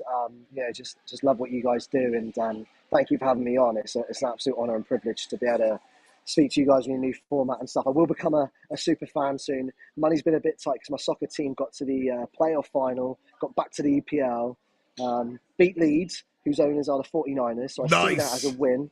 I see that as a win because we hate the 49ers. So it costs a lot of money, all this stuff, but I will become a super fan. We love you, buddy. You are a super fan. We love you. Thanks, brother. We appreciate it. Enjoy the weekend and send us the stuff. You're going to be our reporter on site, okay? I appreciate it. John's over there, isn't he? Is John Foley over? What's that? Some of the guys from Philly Sports Network's over, aren't they? Is John over? Or any of the other guys over? Bill and Julia from our station are there. Oh, Bill. Okay, yeah, sorry. Yeah, Bill's not hard. You can't miss him with the hair and the sunglasses. The sunglasses, the hair. I don't know why I thought his name was John. I feel so bad now. Yeah, I know. That's who I meant. Yeah, I saw Bill with his hats. He had loads of hats laid out on his. Yeah. So can you spot an American walking down the street like a mile away right now? I can. Well, because they normally got Mets shirts on, so I just boo them when I see them. But the Phillies, you can't because you don't know. There's so many British Phillies fans, so it's hard to tell. That's awesome. Brother, great stuff, buddy. Thanks for hanging out with us this morning. Thank you for having me. Take care, guys. See you. Sam from England. Great local sports fan, Philadelphia sports fan. He's just fantastic, man. Yeah, he is. We've met him a couple times now, and it's really cool to see these people like from England get the bug and the sickness that we all have. It's pretty cool. Yep. Clubhouse coming up next. We'll talk to VG, and then it's Friday. TV Todd will give us his update. You got some PHLY events to tell us about? Yeah, absolutely. This weekend, I'm really looking forward to it because courtesy of our friends at Miller Lite, we're going to be doing 2 watch-along parties. We got some great numbers in RSVPs already, but hopefully if you don't have plans, you can come and join us. Saturday, tomorrow, June 8th, 12:30, we're going to be doing a pregame leading into the game, a watch-along during the game, and then a post-game live from the Gall & Co. in Rockledge. We're going to be giving away some Miller Lite tickets to an upcoming game. Just have to RSVP to be eligible. And then on Sunday, in Andrew's neck of the woods, Port Richmond, we're coming to you. Also live from the Gall & Company in Port Richmond. That one's a little bit of an early game, so come out for brunch. We're going to start the pregame around 9 o'clock, right into the game, watch-along, post-game show. So we're going to have a blast this weekend. And then, of course, we have the Sixers draft show coming up at the Garage North in Fishtown, which is a great spot, on June 26th at 8 p.m. So make sure you want to hang out with Derek, Devon, and Kyle that night. And then coming up July 13th, we have our first ever, the inaugural PHLY Scramble Golf Tournament, the Liberty Open at Valley Brook Country Club, which is all presented by Shady Rays. Make sure you can RSVP. There's some early bird ticket pricing available, so that should be a really fun scramble And tons of things happening here at PHLY, only going to get better. But if you want to consider being a diehard, there's some great benefits, including some free merch, an invite to our Discord channel, which is a lot of fun. Tons of great stuff going on here. A lot of great inside stories. Oh, yeah. I mean, from the all diehard our reporters. Jim Salisbury, Les Bowen, John Foley, Zach Berman, Derek Bodner, Kyle Neubeck, Charlie O'Connor. We got the best guys in the city. So you get inside access to all of them. It's kind of a no-brainer because the monthly cost isn't very much. And we got some great stuff cooking here. So a lot of good stuff ahead. Yep. A lot of fun. Let me tell you about TrueMark Financial Credit Union. So I've been hearing a lot about, obviously I know Kelly Body, who's the CEO of TrueMark Financial, and I love her, right? Great people. All of a sudden I go, well, Vince Pellegrino, our operations manager here, said, I'm a TrueMark Financial customer. You got to sign up. And so I went and investigated, and I was over in fact, I went to Ben Salem to check it out, and I found out incredible stuff. I have 2 boys, right? So financial literacy, I've never been one on that stuff, and I got a whole education. It really is amazing. The benefits with a credit union, I was shocked to find out. So when I went in and opened up an account and did all the due diligence, you get the same tech tools, right? The same online banking, all the digital stuff that we're used to make life easier. You get the same stuff with a credit union like you do with a bank. But with a credit union, all kinds of benefits, all kinds of stuff that, you don't have. TrueMark also has local roots. And I've always been a big proponent of local. So they're headquartered in Fort Washington, 24 branches in the Philadelphia area. They serve our community and our people right here at home. All right? And when you become a member of a credit union, it means profits come back to you instead of going to shareholders. So it's a big deal. Head over to truemark.com/PHLY to learn more, to find a branch near you. That's truemark.com/PHLY, federally insured by the NCUA. All right, bro, let's time for the Clubhouse. Yeah. What up, VG? How you feeling there, Hello, VG? hello. How are you blokes? Hello, mate. We're having some fun all morning. How about it going back and forth to Britain? It's been to London. It's been pretty cool. Dude, there's only one word I have for watching all this. Bollocks! Why did I not buy tickets to this? Why am I not over there? Yeah, it looks like so much fun. Got heavy cases of FOMO. Oh my god. Oh my god. Yeah, it's real. And the weather's like I've been to the UK. The weather stinks. It's ass almost all the time. It's beautiful weather right now over there. Are you kidding me? And the Phillies are like taking think about this. Like the Phillies, not the Mets, obviously. The Phillies are taking over London. I mean, I never thought I'd see something like that. It's red everywhere over there. Someone, South Jersey Jack in the chat room had a great idea. He's like, someone needs to use London Calling as their walk-up song. That would be amazing during the game. It's definitely going to be Bryce because, one, he changes his song 3 times in a game. And 2, have you seen what he's doing with his alleged bat? No. So he does the Invictus bats. Yeah. He takes real care and a personal feeling of like what he's gonna rock. So he designed a bat that is gonna have the Fanatic involved. And somebody on Twitter said it's gonna be the Fanatic as George Washington crossing the Delaware. And Invictus Sports hit that tweet with an eyeball emoji. So that person might have been on nice. If he busts out a Fanatic crossing the Delaware bat, that would be outrageous. That's awesome, nice. Just lock him up as the greatest Philly of all time. Yes, that's outrageous. That's very cool. He always does it right. He always does it right. He does, man. Whoa. What's going on? Dude, hold on.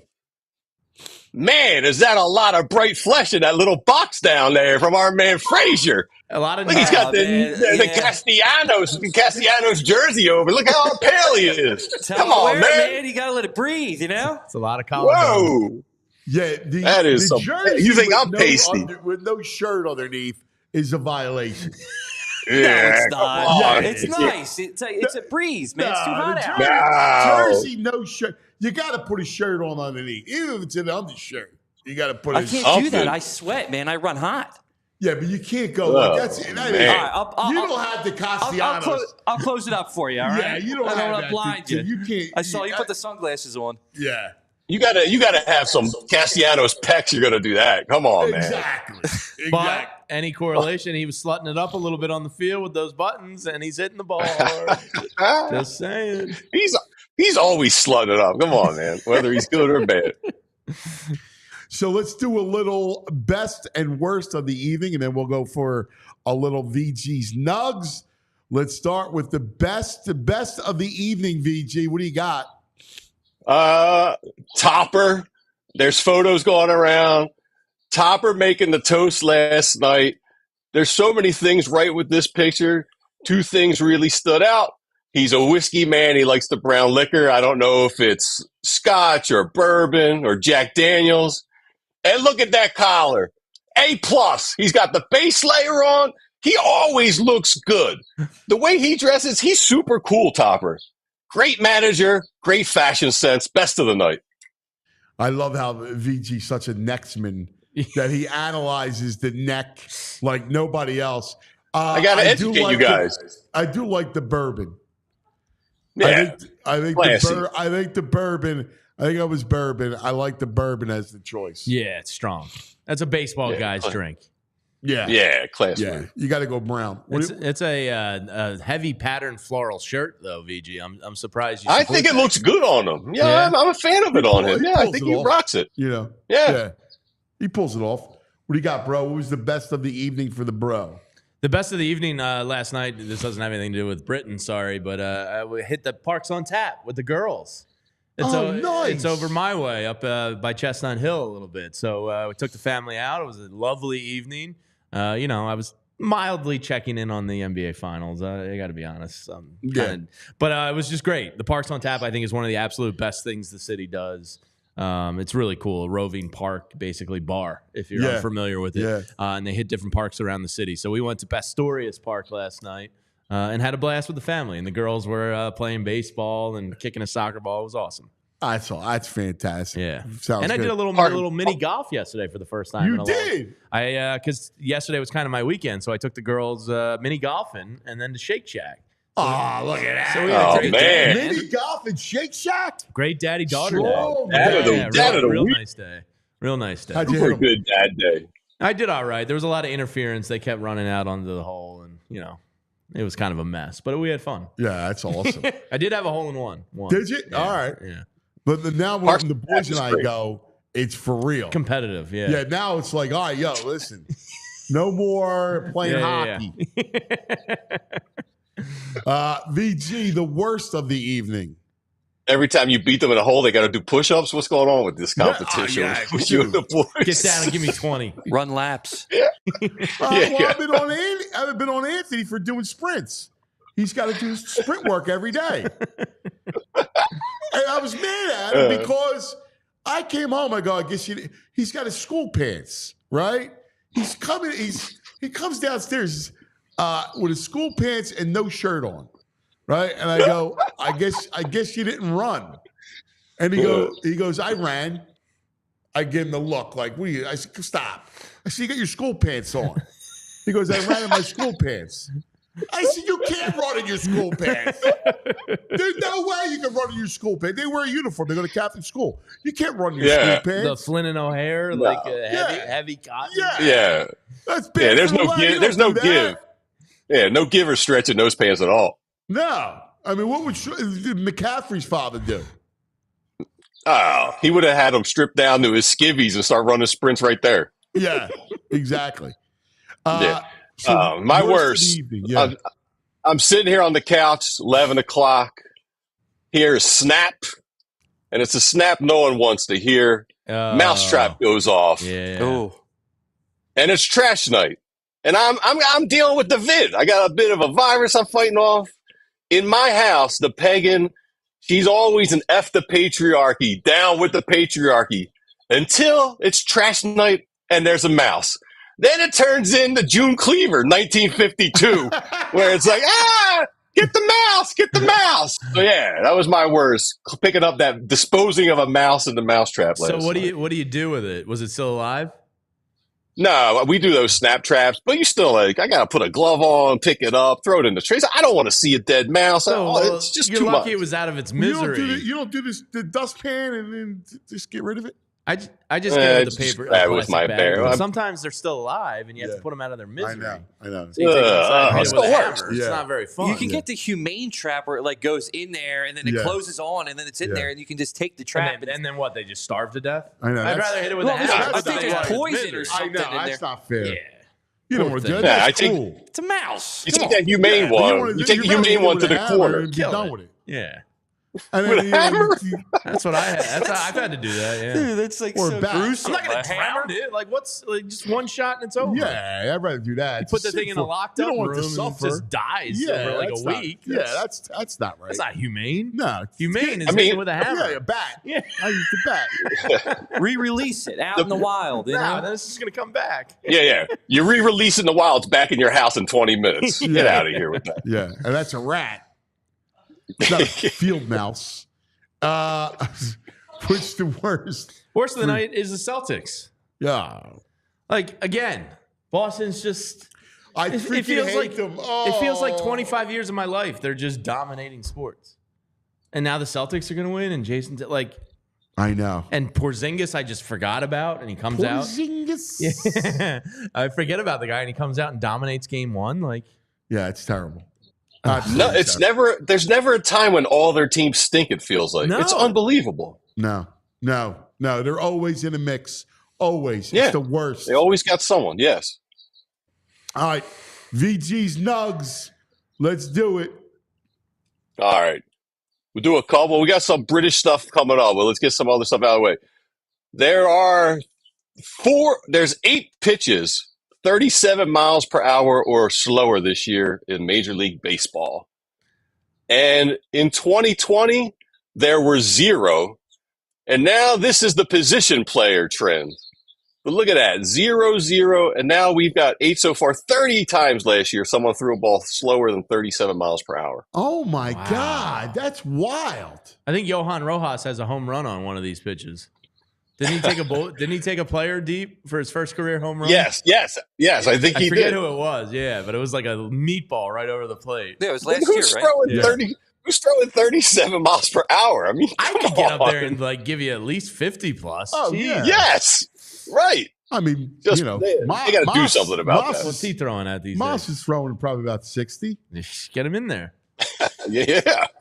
They should institute like the call from the stands. When a game's like really out of hand. Yeah, you just get a bunch of drunk idiots up there. So the VR headsets, I'll tell you this about pitching. They have like an app on there that they like professionals use. It's like a VR batting thing. Yeah. And you can go against like 50, you can go up against like 80, 90 mile per hour fastballs. That's pretty cool. And I had it. It's cost a lot of money, but I had it for like a month and we were doing it. And to hit a 50 mile per hour fastball was kind of tough. But I did hit a 90. Yeah, for you. I did hit a 90. I hit a single. It's too slow. Yeah, the timing was really weird. It's too slow. You have to stay back on it. It's impossible. We have that. I have that for Massimo. It's fun. It's the VR headset. The reality thing. The virtual reality. Yeah, something reality. In fact, because I tell him every day, like, dude, did you hit off virtual reality? So I make him do that. What a world. Oh, this poor kid. Oh, it's a sin. He gets to play. He gets to hit. Play. Do I yell at him for cleaning up his room? No. I say, dude, did you hit today? Go play your VR. Yeah. Yeah, I'd be like, all right. Half hour. That subscription costs you like $25 a month. Yeah, it's expensive. Hey, speaking of money, let's do a GoFundMe and get Sam a diehard superfan account, huh? Yeah. Let's raise some money for Sam. Dude, I was like, what? Like, we got to get he gets that one. I got to talk to Vince. Pro bono. Yeah. Yeah. Hey, I found this nugget yesterday. TD rate last year in situations that was goal to go in the NFL. Now, Eagles are middle of the pack, but look at Green Bay, 95% touchdown rate on goal to go situations. I was blown away by that with Green Bay, and there's no one even close to them. San Fran, Cleveland, 83%. There's no one close to them. That's a great stat. Yeah, I like thought that was pretty stuff. interesting. Yeah, 95%. Hopefully next wild. hopefully, Vici's got good Yeah. nugs. Yeah, his nugs are pretty hopefully good. the nugs are Eagles pop strong. up. Eagles should be mid-80s this year, I think. Well, This 95% of the offense is new. I mean, with Saquon Hurts in Thank that God. line, you got no excuses. He's got to hope. Are we Jalen assuming? plays. Are we assuming the 5% is the push play? Yeah. Everything else new? Yeah. All right. Yeah, I don't know if you're gonna like this, Nug. There's a shirt going around on the internet, which I might have to buy it. It's a little Nick Sirianni shirt. Oh yeah. Oh my God. The Sirianni Pander shirt. That's great. Sirianni Pander shirt. I love it. That's pretty good. What do you think, Ant? Pander. You need a 2X there, Ant? No, I'm not wearing that shirt. I like that shirt on fire. The fanatic over there is just killing it. And how good are the Phillies? I saw pictures of Mr. and Mrs. Met over there. They're in the regular outfit. The fanatic brings wardrobe changes. He's got a Buckingham Palace guard uniform he brings over with him. How good is that? No, that's fabulous. That Right? really is. Mr. Met is a dope. Oh, he's gonna right? get Okay, cuffed he's this pretty weekend. stinks. Mrs. Met's gonna end up in the Fanatics hotel room. Yeah. God, dude. Oh, She's gonna see a I really. know you said that. Yeah. dude, there's already Mrs. Met's got a little bit of a dumper on her too. Have you seen her? Dude, there's- Jamie. I mean, she's kind of hot for a Checking that mascot. Yeah, a little baseball head. I thought it was a little too scandalous for the Nugs, Only but the bro's got that a thing picture for Mrs. Met. It's his favorite mascot now. that picture is out there. Someone's photoshopped the meme of Mrs. Met in bed with the fanatic. It was floating around last night, but I thought it was a little too risque for the Nugs segment. That's good. That's great. Fanatic's the best, And- though. I mean, the Buckingham Palace guard outfit is top notch. It's so great that he's got costumes for the trip. Listen, the Fanatic's a stick man. Where's Mr. Met? Mr. Met's got nothing. He's gonna be in the hotel, the weird cuck seat they put in the hotel room. Just watch. Oh man, Oh man. Fanatic talking Mr. Met. Yeah, the cuck chair in every hotel room. It's so weird. Oh, that's horrible. That's so funny. That's just horrible. All right. On that note, what else you got? They lit up Tower Bridge last night, which looked really good, all in colors red with the Phillies logo on it. That's awesome. Looks Look phenomenal. at that. That is very cool. So, yeah, man, it seems like it's like the Mets aren't even over there when you look at social media. It's pretty wild. What a party, man. That I do. know. Like now, like we're living through it. Yeah. We're gonna feel the same way Oh. about Brazil. Yeah. I know. We're idiots. Yep. Yeah, Really I got a regret cousin it. in Germany. I'm holding out hope that the Eagles go to Germany one day. And We're do going. That would be Yeah. awesome. Yeah. Yeah. Yeah. Yeah, that would be great. All right, some little nuggets from Britain. One of their big sandwiches. You guys ever do a chip buddy? No. You ever do one? It is Remind me what it toasted is. white bread. Toasted white bread slathered in butter with like steak French fries. No, I've never done it, but I'm in. Oh no. I don't know, dude. Yeah. Some people throw a you little like that? cheese on it. Yeah. Get some mayo because you need the mayo or cheese to like. No, take it's away from the butter. dryness. It's got to go butter. You can throw cheese on it, but it's definitely butter. Tons of butter. It's got to be a lot of butter because that could get dry quick. Hit some Yeah. malt vinegar and salt on it. Dude, this is like a Hell yeah. potato sandwich. Yeah, I'm in. I love a steak fry, but I don't want the bread and the butter on the steak fry. I love white bread. I'm with you. Oh, It's too much. Yeah. I feel like I'm I'd be in. choking You the whole like time. white bread? I love white bread. Oh, I can't stand it. Oh, I white bread's love it. good, but like that in that form, I'm no, I out, don't man. do. We don't do. And the I will white bread. eat weird stuff. I don't know about that. Yeah, I'm in. I am so out on white bread. I haven't Yeah, had that since I was a kid. How can you Come on. Philadelphia like white bread? I love all bread. Yeah, but that's bad bread. As a kid, I used to just sit there and like just dough up the white Yeah, big bread yeah, and make man. a ball and just Yeah. eat that. Oh, you would eat that? Oh, I'd yeah. throw it. Chucky the dog would get the crust, and then I'd ball up with the white dough and just eat that. It was the best. Really? PB&J's, man, on white bread. That's some good stuff. Yeah. No, it's hard. Tomato Oh, sandwiches on like a man. nice white piece of toast, some mayo. Oh, Oh, none of it sounds good. I don't like mayo. I don't like white bread. Hey, I'm out. top selling beer in the UK. You guys have any guess?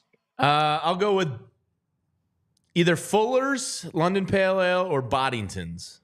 Oh, the Boddington. Yeah, I nah. like Boddington. You're not even close. No? Stella Artois. followed by Budweiser. Foster's number 3. This is fake. That's Australia. The oil can. Dude. Yeah, man. What? Yeah, that's not right. What's the biggest selling British beer? Don't they do red ales? Yeah. They do like Boddington's, right? That's British. Yeah. Nice cream like ale. Fuller's London Pale Ale is delicious. Isn't cider big over there? Cider's huge like over Strongbow and all that stuff. I like the red ales. The red ales are good. Yeah, beer. you're a red ale? Yeah. I do. I mean, it should be everywhere with the Phillies. Yeah, we should be drinking red ales. Yes. Magners is the big cider over there. Strongbow's big. I don't like cider. They outsource a lot of their beers. I'm more of a sour than a cider. Guinness is the number 1 most popular beer in England. Heineken's number 3. These aren't even like a lot of them are like Carlsberg and Kronenberg and Stella. They outsource a lot of their beer. Yeah, they're not a great beer country. They drink, but it's really mild, basic beer, like old schools, like ESBs and stuff. They love beer, but they're not. They don't get fancy with it. It's pretty basic. Yeah. We have a new leader in the UK Instagram follower. The most popular UK person in Instagram used to be David Beckham. He got overtaken by Dua Lipa, and I understand why. Big fan of Dua Lipa. Big fan. Are you familiar with Dua's game? No. You should be. Ooh, you should be. Watch that lady dance on a microphone pole. Holy hell! Yeah, she sings. You'll be the biggest Dua Lipa fan in the world. Oh my god! Yeah, she's your alley, Aunt. You got to get on some Dua Lipa video. Yeah, she is something else, man. And she's multifaceted. She's on SNL. She sings, she dances, she acts. She's great. All around talent. Cool. She was in the Barbie movie. Yeah. She was a mermaid. Yeah. But I never saw her videos. Oh. I mean, it's just her on stage. It's not like, it's just. Yeah, that's all you need. I got that picture ready for you, VG. Oh, yeah. Here's the picture of Cuck Fanatic. Oh, my God. Oh, that's the scene in Friends, isn't it? Where Chandler and Monica get busted. Oh, that's funny. Violation on you for knowing it's a Friends scene. I've watched. Really? That was. Yeah, it's like that my was wife's quick favorite access. Show. That show's terrible. Yeah, he's gonna act okay. like it's not. I wouldn't say it's terrible. Right it's out not of the great. database. It's like Addie's favorite show. I've seen pretty much the whole series. Yeah, it's his wife's favorite show, but he pulled that up in a nanosecond. He called that scene right away. It's a famous scene in the show. Come on. Disappointing. All right, notice in the background, it's. Oh, you're going to show it? Yeah, we're just going to lose Ann for the next 10 minutes real quick. But all right, we'll take over the show. Hey, in a Dua Lipa. Brad always gives us some material, right? And he didn't fail yesterday. Brad in the background, he's a Globesman. Didn't know he was a Globes guy. I'm not a big Globes guy, but always impressed by this guy. He never fails to disappoint. I respect the Globesman. I have my dad's old globe from his office down in my basement. I love a globe. I love a globe. Me too. Oh, like is it a big size globe? And globes. I love maps and globes. I do. I'm a big map guy. Oh man, like those map of the world, like the old maps. Yeah. He's a good background tchotchkes guy. Yeah, Dua Lipa, right? It's fantastic, man. Hold on, she's like, add one. Dua Lipa just gained 2 new followers here. She's top of the power rankings. Hey, I want to give a yo to someone who's been killing it with this London coverage on Fox. Hank Flynn has been ridiculous all week over there. He's been hanging out with this guy, heavy metal Mark at Passion. There he is, chomping into a cheesesteak. This guy, he's not even from the area. He's from down south, spent some time in New York City, but he just embodies the Philly attitude, and I don't give a crap about anything, Hank Flynn. He's so good. We have to find a way to get him into the clubhouse and have a beer with us. He seems like the ultimate beer guy. He's a great dude, Hank. He really is. He seems like it. He's funny as well. He did Christmas time. He played the Grinch. He was an awesome Grinch. Yes. Hank's the best. Yeah, I got to get Hank in. We'll get him in. Yeah, and I also found out they were talking this morning, a segment he did. Cheese Whiz is banned in the UK. So that Passyunk Ave, they have to make their own homemade Cheese Whiz. And they say it's fantastic. Yeah, because it's not food. Yeah, that's why it's great. Yeah, they're healthier than us. Not Yeah. edible. Hey, if you talk to Todd, you got to bring up. I watched the first 2 episodes of Clipped. Have you seen it? No, I The almost threw it Clippers on last night. It looks so bad that it's going to be good. Ed O'Neill is amazing as the owner. The Doc Rivers character by Lawrence Fishburne.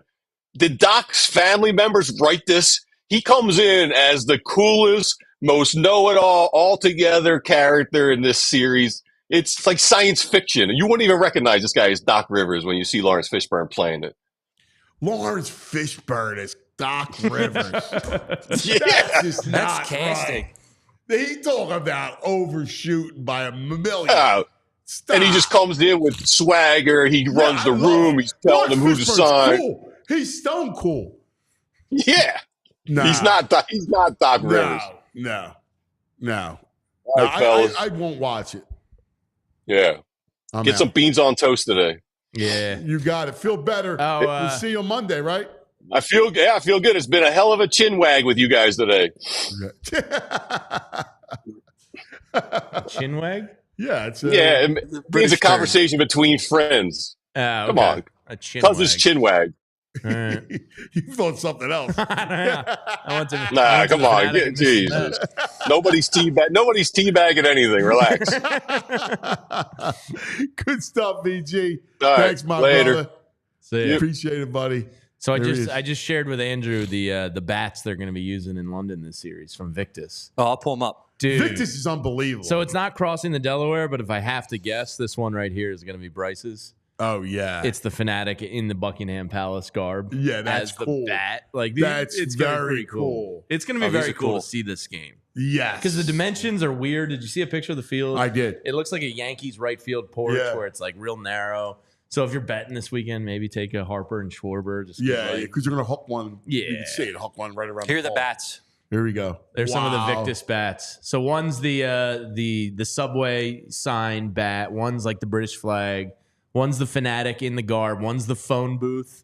The next one looks like Bryce, kind of with like British sunglasses. Yeah. And then there's an American bat at the end, and it looks like 2 London, spelled out bats there as well. So very cool stuff. Very cool, man. That's great stuff. Yeah. It's gonna be fun. Yeah, that's a blast. Love it. All right, it's time for some OT, and we do it every Friday with our man. He's the best, TV Todd. Where's the opening? You can't just go right to Todd. It didn't play. What's going on here? Act like a man. You can't handle the truth. It's time for TV Todd. There he we go. is. What's up? Hey guys, welcome back, cuz. Hey, bro. What's up, Todd? What you doing, buddy? Getting ready for a fun weekend of watching some London baseball. How cool is it, man? It's I love this whole story of Phillies in London, and it's been a Philadelphia takeover. Yeah, I didn't know a thing about the Passyunk bar out there. I've been out there a few times, and I never knew about that. That place is cool. Isn't it great? Isn't it great? Amazing. Yeah. So Todd, I was just telling Anthony we were talking about British actors and TV series, and he loves the Great British Bake Off. I was just telling him about Slow Horses with Gary Oldman. What is TV Todd's favorite British show, I guess? Well, first of all, I don't watch the Great Bake Off, but Slow Horses is a great show. In fact, I want to say the 4th season of it will be out, I think maybe the end of November or sometimes toward the end of the year, but they've already picked up a season 5. So that's a great show. Listen, for me, this is a tough topic. I could go for hours and hours and hours because I truly grew up and got my love of television from British comedy. British comedy is where it all started for me. In the 70s, Monty Python, Fawlty Towers, Benny Hill, because you loved Benny Hill, right? I remember as a kid watching it because you would see like half-naked women. Nice. Yeah. Remember that? Like to begin, I remember I didn't even like first of all, I hate comedy, right? So you know that. So, and even when I'm a kid, I would watch it. It used to come on, like, I don't know, Channel 17 when we were kids. And it was late at night, and you would see, and it would have, like, risque scenes. And, you're 12 years old, 13 years old. Man. You're There you looking go. for the Betty Hill girl. Yeah. That was like, when you go back and look at history, that guy was one of the first people to push censors. And, again, it was back in the 70s. I mean, Monty Python showed stuff that we didn't show in the U.S. either. And you're right. It was on either late at night or Sunday nights on PBS or something. I mean, it was crazy. But I really got my love of film and TV from that kind of comedy. And, when I think about fast forwarding to the British stuff that I absolutely love, I'm a big fan of dark, sort of funny horror. So I love American Werewolf in London. Probably one of the first big comedy horror films ever. I mean, That was a great movie. That was a great movie. Amazing, and still holds up today. But it started a whole genre of the comedy horror films. Shaun of the Dead, another great British, comedy horror film. So I personally love all that kind of stuff. So I'm a huge fan of the dramas, right? Like, their series are ridiculous, and I love the British gangster movies. Oh, you love Top Boy, right? That's like one of your favorite. It's a great series about the drug game in London and England. It's really, really good. I mean, I go on and on and on. One of my favorite movies of all time is Layer Cake. Yeah, Layer Cake is fantastic.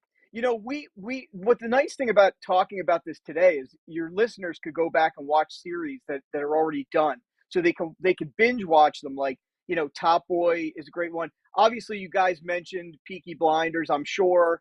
6 seasons of that amazing show, maybe one of the best shows out of the UK of all time. And now they're going into the movie world. They're doing Netflix movies. They're doing I think you mentioned it, a prequel, but I think it takes place during World War II. They're trying to keep it under wraps.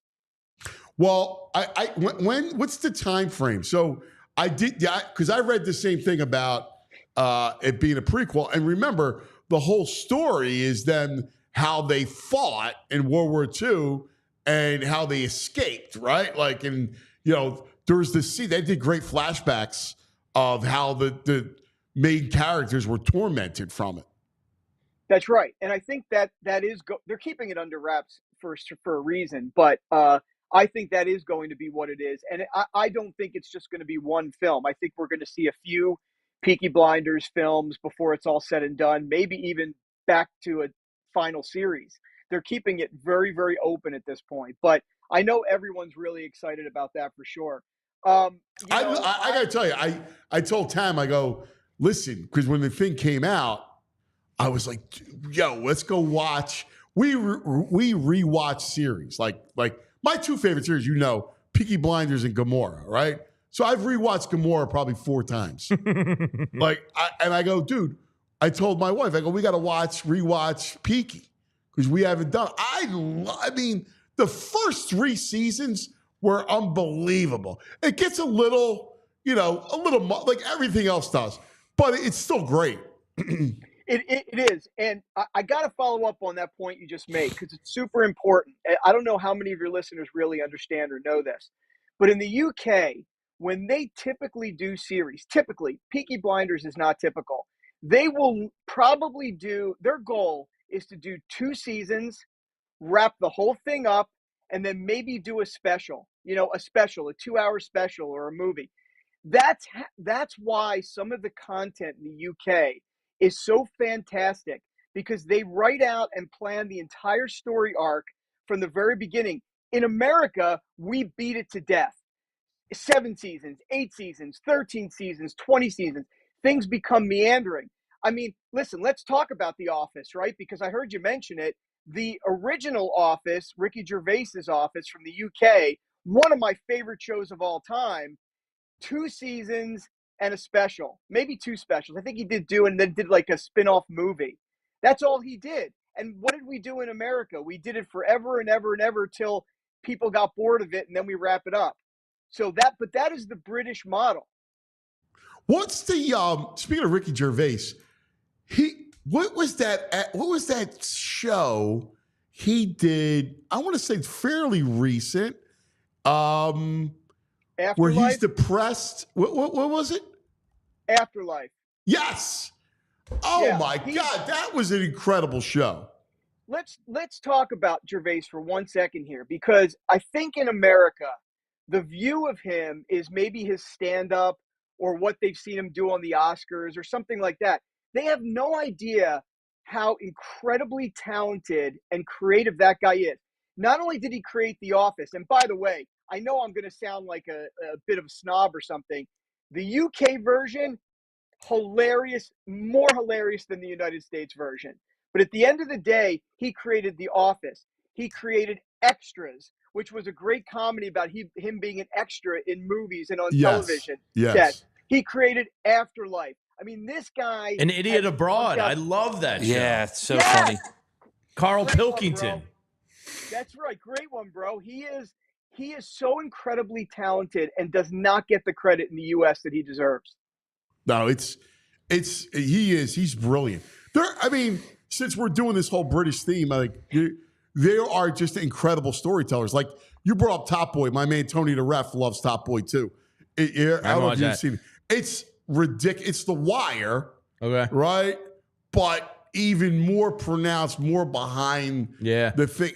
The characters are rich. Yeah. I mean, it's unbelievable. I always loved Luther, TV Todd. I thought Idris Elba in that series was phenomenal. They do great TV over there and films. They really do. They do. Well, I'm going to give you back to their theater. Yeah. Their theater's the best on the planet. Sure. And their theater is different than the way theater is in New York, right? Their plays, it's not, you got to get dressed up. It's completely different. And the acting is tremendous. Like it really is amazing. It's you're talking about Shakespeare.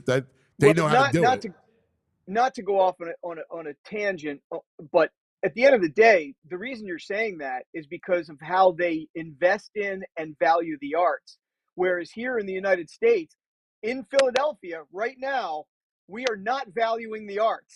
And I think that's the difference, to be honest. It's a profession there. It's respected.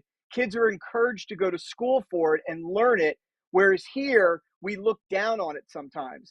Yeah, and here's the problem, right? Like, we don't value, like, we don't understand that there's right brain people and left brain people, right? Like, we all go to we all skew a different direction, and creative people are at a disadvantage in America, right? Like I don't know about you, but I don't have a business mind, right? I don't have I can't code, right? Like you need that brain to work that way. Like some stuff you just can't, you're not wired. And if you're wired more for creativity, right? Like I write, I can draw, I have like all my gifts are in the creative realm, not in the practical, brilliant, business mind. Absolutely, yeah, I totally agree. If I had to leave your listeners with two shows that I think they should really dip into and really enjoy while they're enjoying the Phillies in London in terms of London content or UK content, I will leave you with two. The first is, and I've mentioned it with you, Cuz, for many, many years on various shows, Black Mirror out of the UK. Yeah. By far, it's great. The most fun and really jarring series when you think about today and technology and AI and all that stuff. It's the Twilight Zone of modern technology. So I highly recommend it. But here's one that I am so excited just came back to Netflix to show the entire 4-season arc. Show out of the UK called Killing Eve. Oh, it's awesome. I love that show. Oh, bro, it's back? It's not back in terms of making She's more. She's so hot too. Jodie Comer. They just released all 4 seasons on Netflix to binge. And cuz I'm telling you, You'll love it's it. amazing.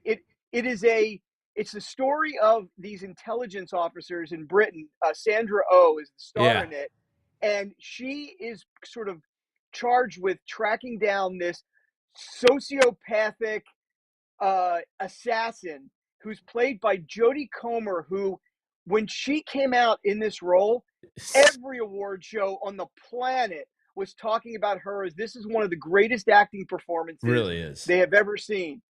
4 seasons, Killing Eve on Netflix. I'm telling your listeners, they will start tonight and they will not want to stop until they're done. Yeah, she's like a Russian-born, put into like this killer's academy early at age like 6 or 7, becomes like one of the best assassins in the world. I read about it. And she's like incredibly sexy and charming and speaks all these languages. It's like, it is so cool. I've never seen a sociopathic character played as well as this character. Wow. It is truly great. And it's just back on Netflix now. Perfect timing for what's going on this weekend. Oh, that's great. Yeah, man, we could go on forever. I mean, we haven't touched iconic British stuff like James Bond and some of the great actors. Like, we haven't touched any of it. You got James Bond and you have Austin Powers. Yeah, right? I mean, it's hysterical. I mean, well, I didn't get into my Ray Winstone, who's my favorite.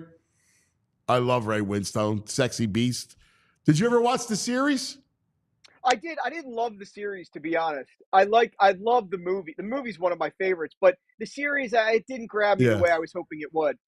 Yeah, I watched it. I mean, it was good. I love the movie, so, you know. Yeah, and listen, we talked in previous shows about The Gentleman, and we talked about Train Spotting, and yeah. I mean, geez, we didn't get my cousin's favorite. I mean, wow, some incredible filmmaking, really, really. Anyway, Todd, what a pleasure always. Go Phillies. Go Phillies, boys. Thanks for having me on as always. There he is, TV Todd. All right, bro. You got to watch Killing Eve. Yeah, I haven't thought about it in a long time since you said that. When did it come out? Addie and I watched it a couple years ago. I want to say probably like 2019-ish, something like that. I missed that one. So good. So good. That's great. Yeah. Well, brother, great stuff. As always. Yeah, a lot of fun hanging out. And now we got the Brits in London. Yeah, it'll be a Phillies weekend, everybody. The Phillies in London. So it'll be a lot of fun. Have a wonderful weekend. Thanks to Andrew Frazier, the man in the box, who did a great job producing. We love you guys. Be careful. Be safe. We'll see you on Monday. We all silly like the mayor.